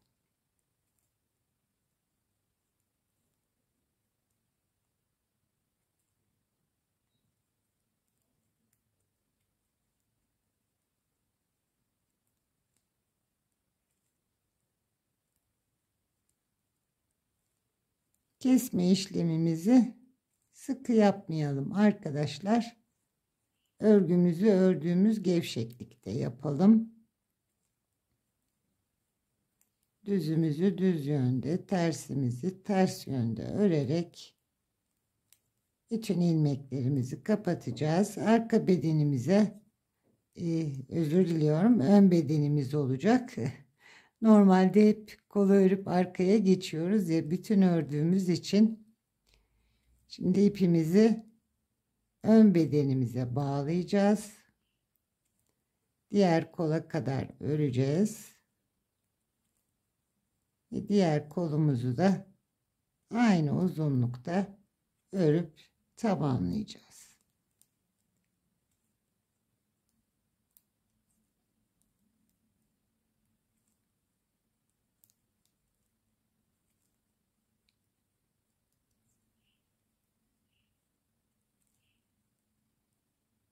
Bu şekilde ilmeklerimin tamamını kapatacağım.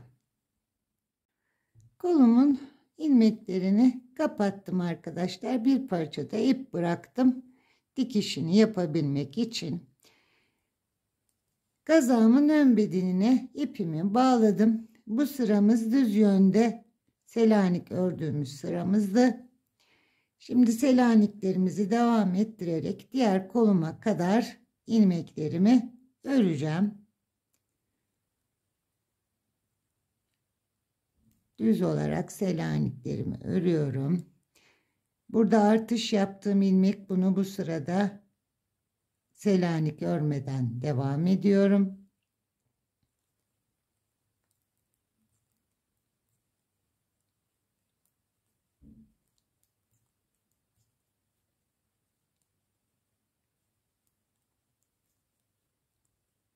Tersleri ters, düz ilmeklerimi Selanik olarak batarak örgümü örüyorum.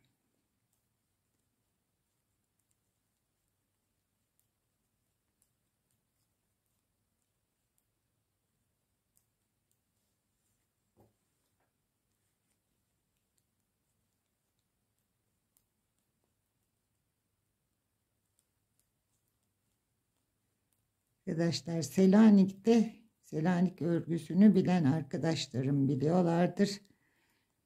Örgüye yeni başlayan arkadaşlarım için Selanik örgüde ilmeğinizi kaçırmamaya dikkat edin. İlmeğiniz kaçtığında örgünüz bozuluyor. Birkaç sıra sökmeniz gerekiyor. Selanik örgünün öyle bir özelliği var.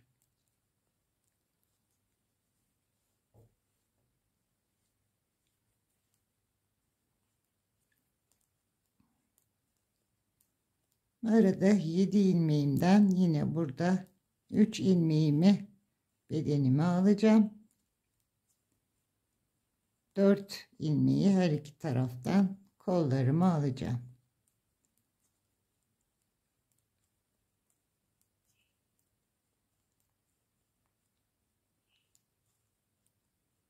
Yine arttırdığım ilmeğime geldi. Bunu düz olarak örüyorum. Daha sonraki sırada bunu Selanik'e çevireceğim. Aradaki 7 ilmekten bir tersime, bir düzümü ve bir tersimi örüyorum. Yine ikinci bir şişe geçiyorum. Burada da diğer kolumda yaptığım gibi şişlerimi bir çekeyim arkadaşlar. Burada hemen bir tane yine ters ilmek oluşturmak için buradan iki ilmeğin arasından bir ilmeği böyle gizli arttırma şeklinde aradaki boş ipi çeviriyorum. Bunu ters ilmek olarak öreceğim. Başlangıçta ve sondaki ilmeklerimiz biliyorsunuz Selanik olarak olmuyor.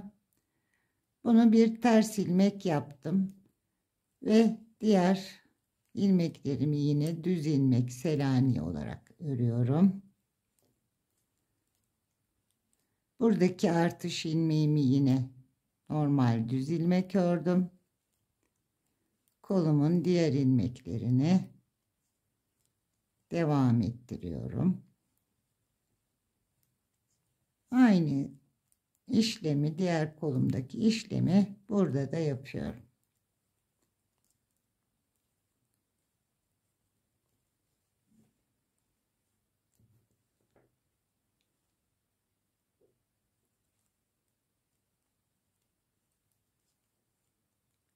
İlmek sayıları çok olduğu için şişlerde toparlamak biraz uğraştırıyor.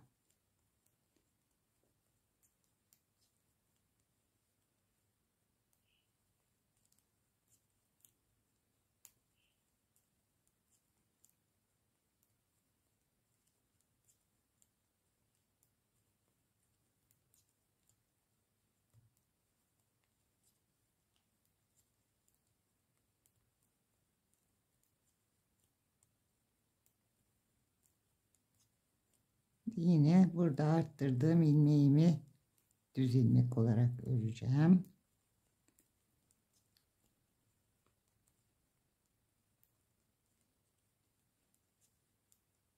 Evet, arttırdığım ilmeğim, bunu düz ilmek olarak ördüm.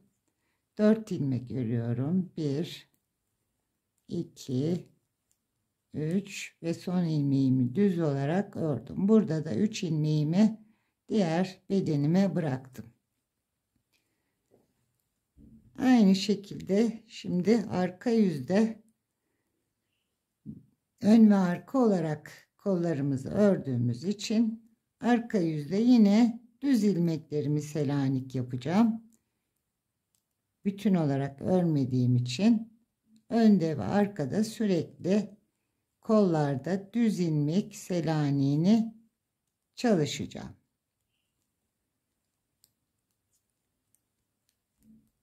Düz ilmeklerimi Selanik olarak örüyorum.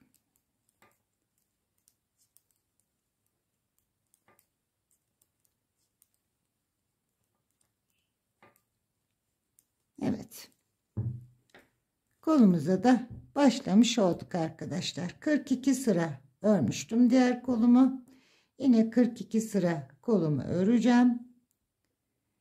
Kol ağzımda diğer açık renk ipimi, krem rengimi bağladım ön yüzde ve 6 ilmek kestim. Aynı şekilde keseceğim.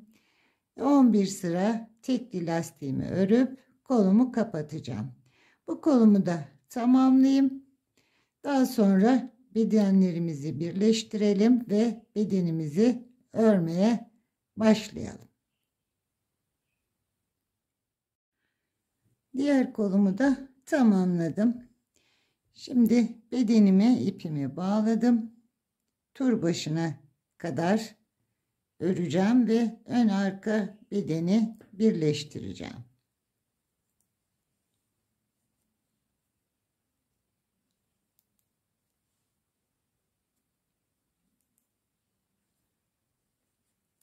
Bu sıramız düz ilmeklerimizi Selanik ördüğümüz sıraydı.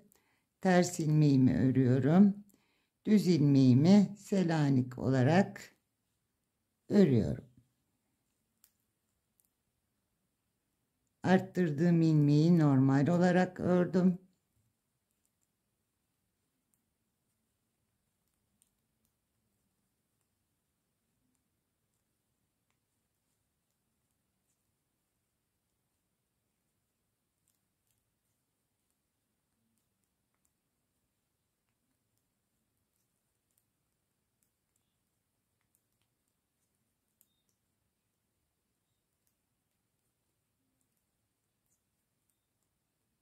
Tur başıma kadar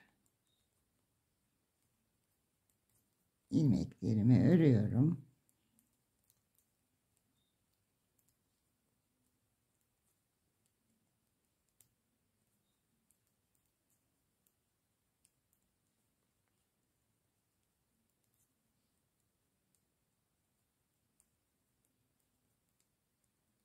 Evet, tur başımıza geldik. Şimdi ters ilmeklerimizi Selanik öreceğimiz sıradayız. Düz ilmeğimi normal düz olarak örüyorum. ters ilmeklerimi Selanik örüyorum. Düzleri normal, tersleri Selanik olarak örüyorum.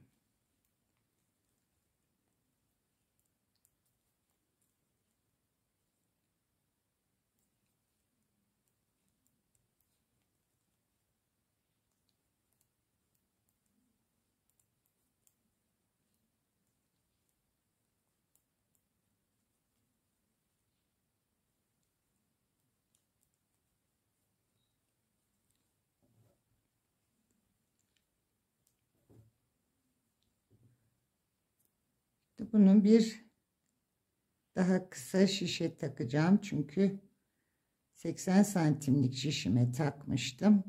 Bedenlerimi birleştirdiğim için bu şiş bana büyük gelecek. Ama bu şekilde ara ara genişleterek de örebilirsiniz.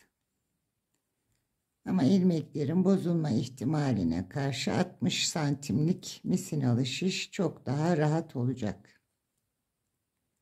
Özür dilerim. Ters Selanik olarak örüyorum. Düzümü örüyorum. Tersimi örüyorum.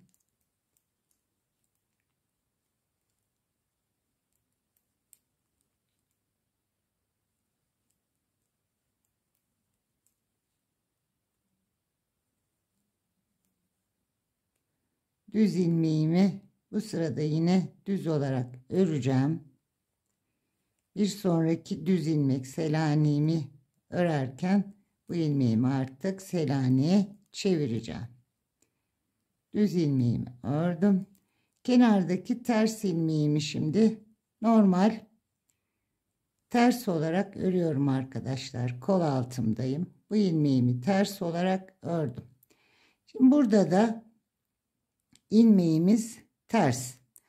Araya 3 ilmek arttıracağım. Bir tane düz arttıracağım. Bir tane ters, bir tane düz olacak. Şimdi kol altımdan şu iki ilmeğin arasından alıyorum bir ilmek. Şu şekilde alttaki ilmekten bir ilmek çıkartıyorum. Bir ilmek normal arttırıyorum. Diğer kol altımdan da birleştirme ters ilmekle düz ilmek arasından bakın şu ilmek boşluğundan şuradan araya giriyorum. İki ilmeğin arasına buradan da bir ilmek çıkartıyorum. Tersim vardı, bir düz ekledim. Bir ilmek daha arttırdım. Ters oldu. Bir ilmek daha ekledim. Düz oldu. Olacak tabi. Ve ters olarak buradaki yine birleştirme noktasındaki ilmeği şu anda ters olarak örüyorum. Birkaç sıra bu 3 ilmeği normal düz ve ters olarak örüp Selanik batışı yapmayın arkadaşlar. Arttırma yaptığınız için ilmeğiniz bozulur. Arttırmalarda uyguladığımız gibi 2-3 sıra sonra bunları Selanik'e çevirebiliriz. Düzümü düz örüyorum. Tersimi ters Selanik örüyorum. Arttırdığım ilmeğimi düz ördüm.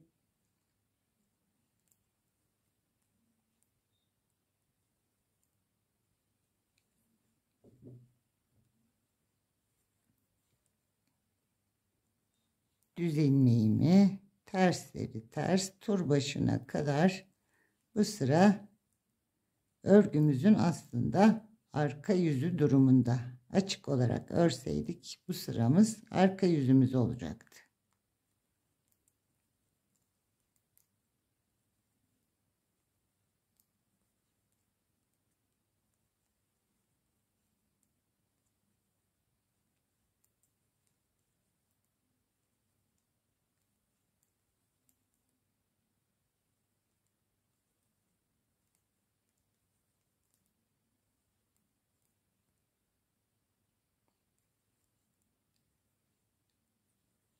Düzüm ördüm.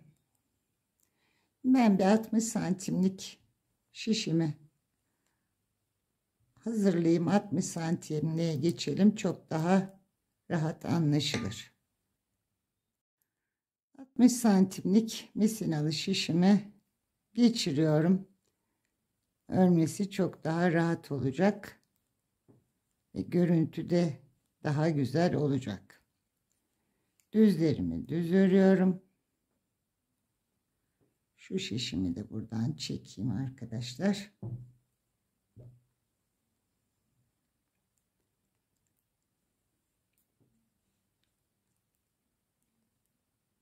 Terslerimi ters, Selanik, düzümü düz devam ediyorum.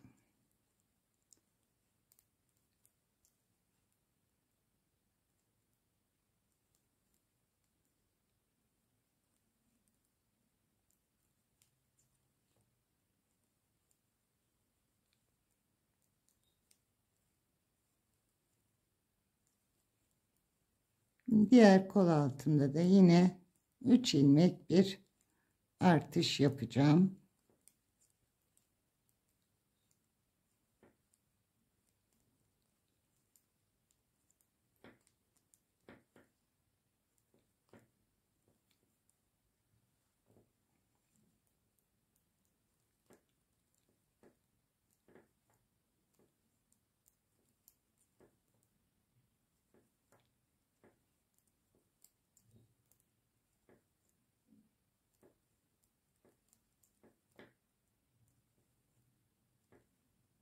Biraz açıkta kalan şişim ses çıkartıyor. Kusura bakmayın. Şimdi hemen ondan kurtulacağız. Yine son ilmeğim, bunu ters olarak ördüm.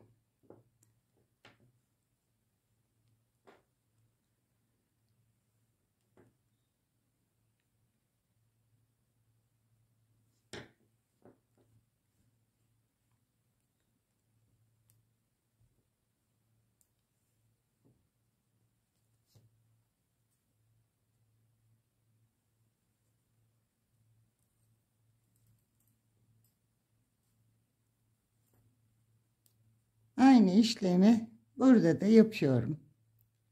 İlmeklerimin iki ilmeğin arasındaki bu boşluktan, iki ilmeğin arasından girip bir ilmek çıkarttım. Burada da yine aynı şekilde bir tersle bitti. Bir ilmek çıkarttım. Bir gizli artış yaptım şişime dolayarak. Diğer kol altındaki bu ilmek boşluğundan buradan da giriyorum. İki ilmeğin arasından, iki ipin arasından bir tane ilmek çıkartıyorum. Burada da yine tersle özür diliyorum, tersle başlıyoruz. Aynı şekilde tersle bitiyorduk. Bir arttırdık, düz ilmek. Bir arttırdık, ters ilmek. Tekrar buradan ilmek aldık. Düz ilmek ve ters ilmekle başlıyorum. İlk başlangıcımı tersimi, bunu normal olarak ters olarak örüyorum. Düzümü ve tersimi örmeye devam ediyorum.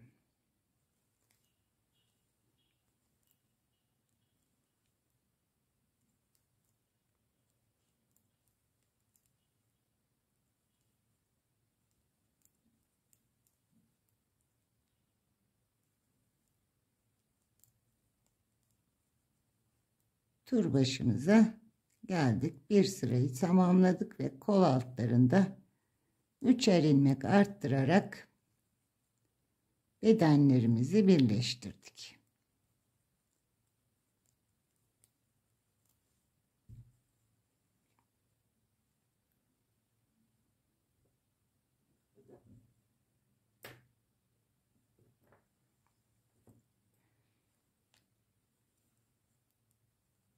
Yine tersleri örüyorum. Şiş değişikliği yaptığım için biraz uğraştırdı.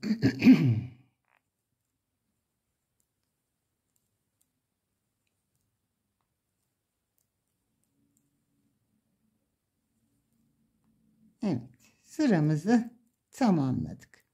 Bu şişten bir kurtulayım arkadaşlar. Şu anda düz Selanik sırasındayız. Düz olarak Selaniklerimizi yapıyoruz. Bir sıra ters selanik, bir sıra düz selanik normal ördüğümüz şekilde örüyoruz. Artık arttırmalarımız bitti. Kollarımızı ördük.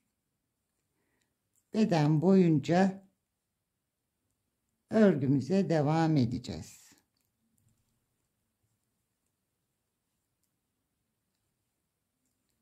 Şişlerimi düzenleyeyim. Görüntüsüyle nasıl gözüktüğünü sizlerle paylaşayım. Bu arada kol altıma geldim arkadaşlar. Kol altımızı da ilmeklerimizi arttırdığımız ilmekleri birlikte örelim. Tersimi ters örüyorum. Arttırdığım 3 ilmeği birkaç sıra düzü düz, tersi ters, tekrar düzü düz örüyorum. Diğer bedenimdeki tersimi ördüm ve düz ilmek Selanik ile devam ediyorum. Diğer kol altımda da yine aynı şeyi yapacağım. Birkaç sıra ilmekler normal hale gelene kadar ters ve düz olarak öreceğim.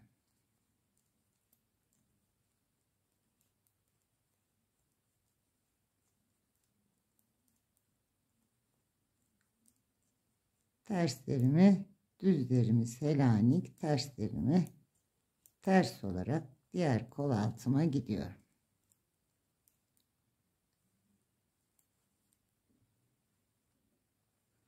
Kol altımızı da birlikte yapalım.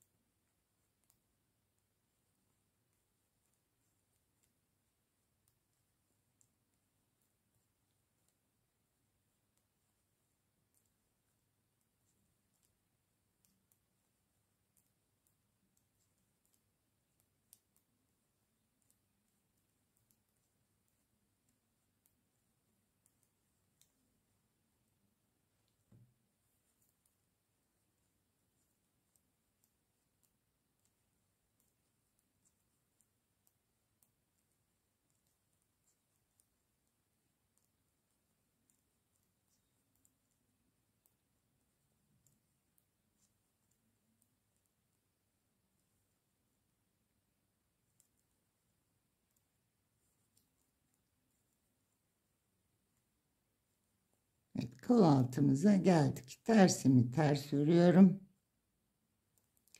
Düzümü düz. Ters ilmeğimi ters. Arttırdığım ilmeğimi ters örüyorum. Aradan aldığım ilmeği düz örüyorum. Ve diğer bedenimdeki ilmeği ters olarak örüyorum. Normal düz ilmek selaniklerimi de düz ilmek Selanik olarak örüyorum.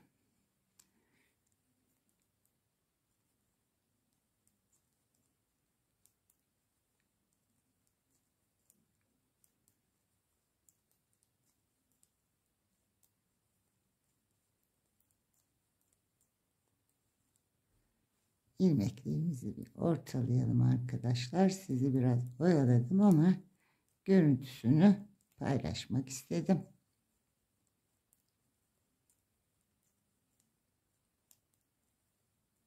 Evet, bu kadar yeterli. Şimdi burası arka yüzümüz.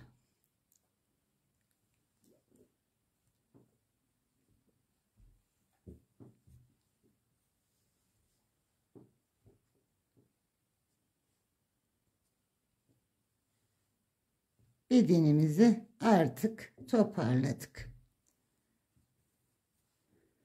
Örmeye devam edeceğiz. Beden boyunca öreceğim. Ben size yine kaç sıra ördüğümü paylaşacağım ve kaç santim ördüğümü. Yine lastiğimizde, boy lastiğimizde açık rengimizde yapacağız. Oraya kadar bir sıra düz selanik, bir sıra ters ilmek selani olarak devam ettireceğiz. Şimdi sıramı tamamladığımda ters ilmek selaniğini öreceğim. Bir sonraki sırada da düz ilmek. Bu şekilde devam edelim örmeye. Arkadaşlar kazağımın boyunu tamamladım. Ancak önce bir kolumuzu dikelim. Ben kolun bir tanesini diktim. Bakın kol altından sıfır noktasından dikiş yaptım. Dikiş yerimiz hiç belli olmadan kapatmış olduk. Diğer kolumuzu da dikelim birlikte. Daha sonra da kazağımızın boyunu kapatıp lastiğimize geçelim ve tamamlamış olalım. Önce krem rengimi bir miktar lastik kısmından ipimi uzun bırakmıştım. Bu ipimle lastik kısmımızı dikelim.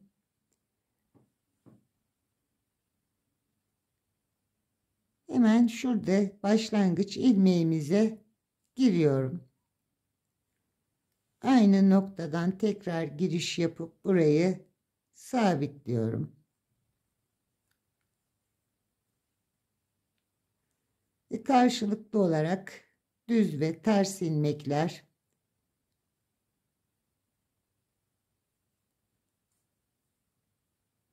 örgümün ön yüzünde yapıyorum dikişimi.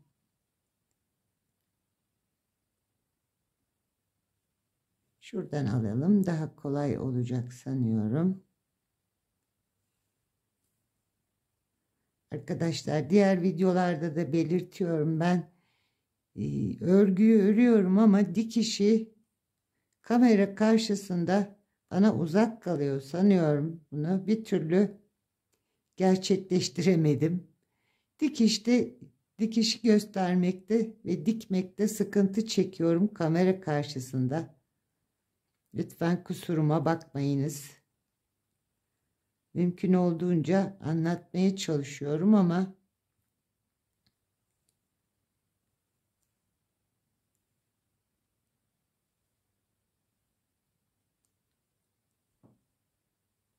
karşılıklı düz ve ters ilmeklerden girerek dikişimizi yapıyoruz. Şimdi lastiğimizi tamamladık. Son ilmeğimi de gireyim ve arka tarafında ipimizi keselim.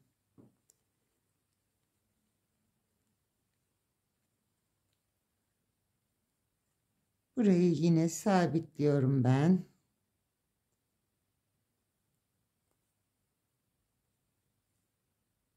Ve birkaç ilmek arasından yürüterek ipimi keseceğim.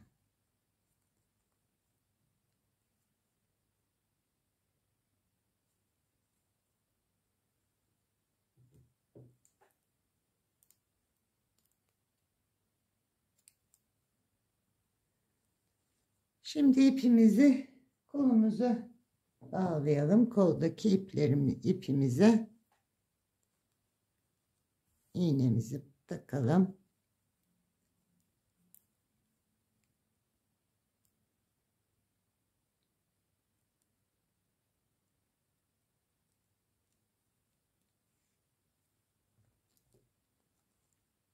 Kolumuzda da yine bir kenarında ters ilmek, diğer kenarda başlangıçta ters ilmek, sonda düz ilmek olarak iki tane ilmeğimiz vardı. Ters ilmeğimden giriyorum. Yine burada karşılığında olan düz ilmeğimden, bakın şuradaki düz ilmeğimden buradan giriyorum. Bir alta girmem gerekiyordu. Özür diliyorum arkadaşlar. Bir alttaki ilmeğe girmem gerekiyordu. Üstten girdim. Evet, şuradan girmem gerekiyordu. Burada çünkü boşluk yaratmayalım. Karşı taraftan yine ters ilmekten giriyorum. Buradan en son ilmek arkadaşlar. Bu en son ilmeğe bakın, şu V şeklindeki ilmeğe giriyorum.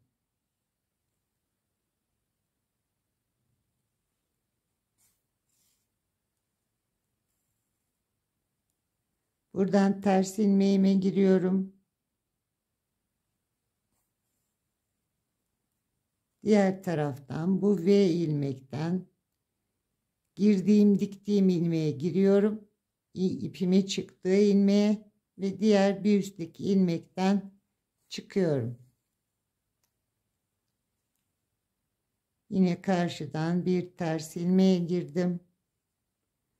Buradan ipimin geçtiği ilmeğe girdim. Bir üstteki ilmeğin içinden çıkarttım. Ters ilmeğime girdim. Diğer V şeklindeki ilmeğimin içinden girip çıkarttım.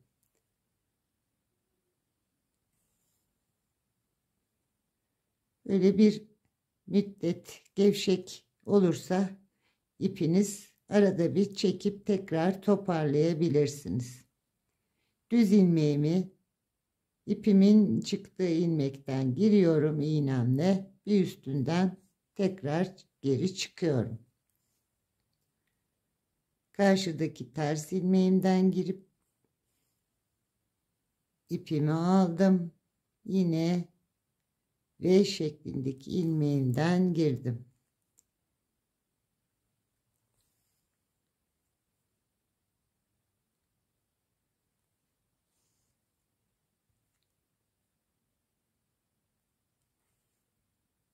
Burada dikkat edeceğiniz sıraları, ilmek sırasını kaydırmamak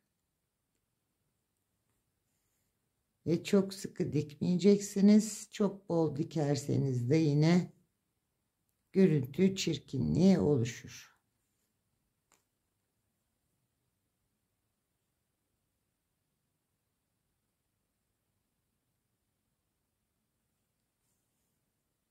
Şimdi ipimi biraz çekip toparlayacağım. Kol altıma kadar dikeyim. Kol altımda da birlikte dikişimizi yapalım. Daha sonra lastik bölümümüze geçelim. Kol altımda son ilmeklerimi dikerken burada ilmek çekmiştik, artışlar yapmıştık. Oradaki görüntüyü ilmek aralarına girerek kapatacağım. Bakın şurada bir ilmek genişlemesi var. Şimdi karşıya giriyorum. Bu ilmeğin içinden giriyorum, bir üstteki ilmekten. Bakın şu aradaki ilmekten. Bir sonraki ilmeğin altına girdim. Yine karşı tarafta da şu ilmeğimin içine gireceğim. Buradaki ilmekler tabii ki genişledi. Bu genişliğin görüntüsünü bu şekilde kapatıyorum. Buradaki ilmeğimin içine giriyorum. Genişleyen ilmekleri iğnemin yardımıyla o görüntüsünü kapatıyorum arkadaşlar. Tekrar yandaki ilmeğe giriyorum. Ters ilmeğimin içine. Buradaki ters ilmeğe çıktım. Bakın hiç örgümü bozmadan yapıyorum bu işlemi. İlmeklerimin arasından girip ipimi arkaya çekiyorum. Bakın hiçbir görüntü çirkinliği yaratmadan burayı kapattım. Dikişimiz de, kol dikişimizde çok harika bir dikiş elde ettik. Renklerimiz de kaymadı. Muntazamca bitirdik arkadaşlar. Şimdi içeride de ipimizi yürütelim birkaç ilmek. İç kısımda da yürütelim.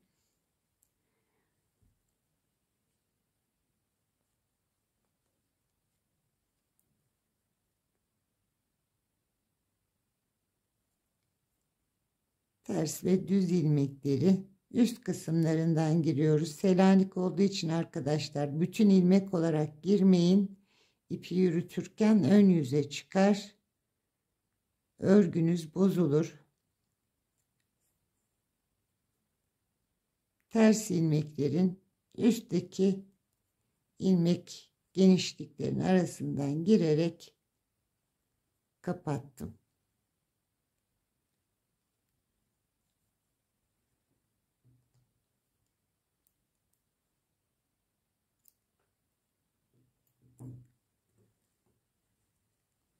Kolumuzun dikişini de tamamlamış olduk arkadaşlar.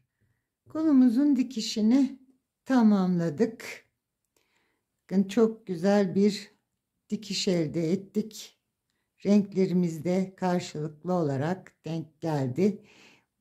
Şunu da belirteyim arkadaşlar. Bu tarz batik iplerinde renk geçişleri olduğu için diğer bir yumağa geçerken mesela krem renginde ipiniz bitti. Diğer yumağı açtınız ve başlangıç kısmı uzunca genişçe bir ip bölümü krem rengi. Direkt bağlarsanız krem renginizi burada renk geçişlerinde uzunca bir açıklık olacaktır. Bu tarz batik iplerde renk geçişi iplerinde buna dikkat ederseniz diğer renkte o bölümü koparıp bağlarsanız diğer renk geçişine geçerseniz çok daha düzgün gözükecektir. İşiniz çok daha düzgün çıkacaktır. Ben ipimi artık kapattım. Batik ipimi kopardım. Bu üçüncü yumağım yarım yumak gitmedi. Yani 2,5 yumaktan daha az ip gitti. Ancak tabii üçüncü yumağı da temin etmemiz gerekecek. Sıra sayısı olarak 46. sırayı örmüş oldum. Kolda sırayı verirken belirtmedim diye düşünüyorum arkadaşlar. Bu düz ilmeklerden V olan düz ilmeklerden sıra sayılarını saydım. 46. sıra şişimde ve ölçü olarak da şişte olduğu için tam bir ölçü açık olmadığı için tam bir ölçü şu anda santim olarak veremiyorum. Bittiği zaman bu batik kısmının size santimini de verebilirim. 22 santime yakın. Şimdi açık rengimde hiçbir işlem yapmadan, kesme işlemleri yapmadan ipimi bağladım. Bir düz bir ters olarak artık lastik bölümümü öreceğim. Kolumda yaptığım gibi. Kolumda kesme yapmıştık. Burada kesme yapmadan düzleri düz, tersleri ters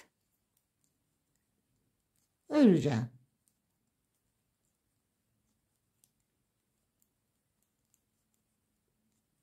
Bu açık renk ipimizden de yarım yumak kadar bir ipiniz varsa yeterli olacaktır. Tabi kullanacağınız renge göre etek ucunu, lastik kısımlarını mesela kahverengi de kullanabilirsiniz ya da içindeki koyu sütlü kahveden kullanabilirsiniz. Nasıl arzu ederseniz ya da farklı tonlarda bir batik ipiyle örebilirsiniz. Şimdi yaptığımız işlem fazlaca bir işlemimiz olmadığı için bu lastik kısmında vaktinizi almayayım. Lastiğimi öreyim. Kaç sıra ördüğümü sizlerle paylaşayım. Kol ağzında yaptığım gibi yine düzleri düz yönde örüp tersleri ters yönde örüp kapatacağım ilmeklerimi. Lastiğimi tamamlayıp son haliyle geliyorum arkadaşlar.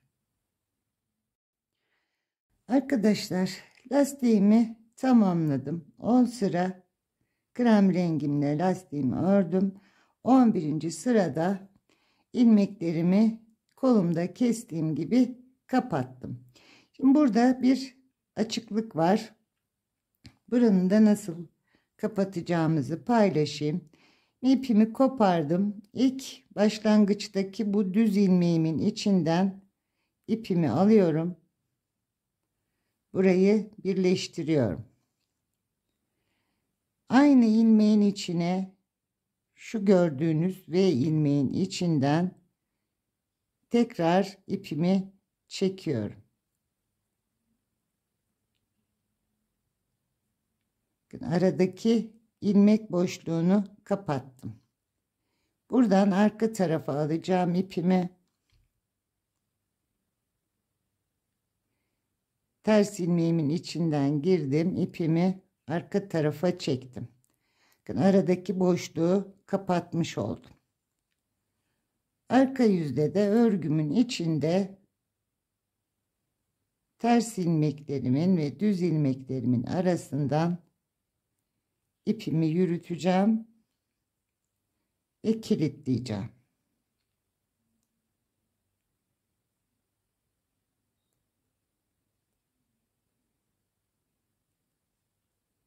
İpimin bir katı içeride kaldı.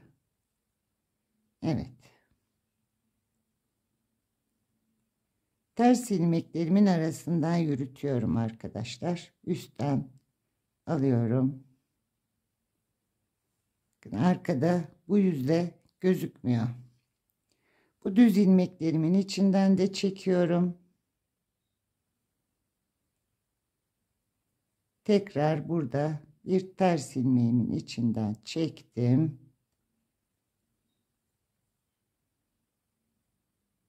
Düz ilmeğimin arasından götürüyorum. Bu şekilde birkaç sıra yürüttüm.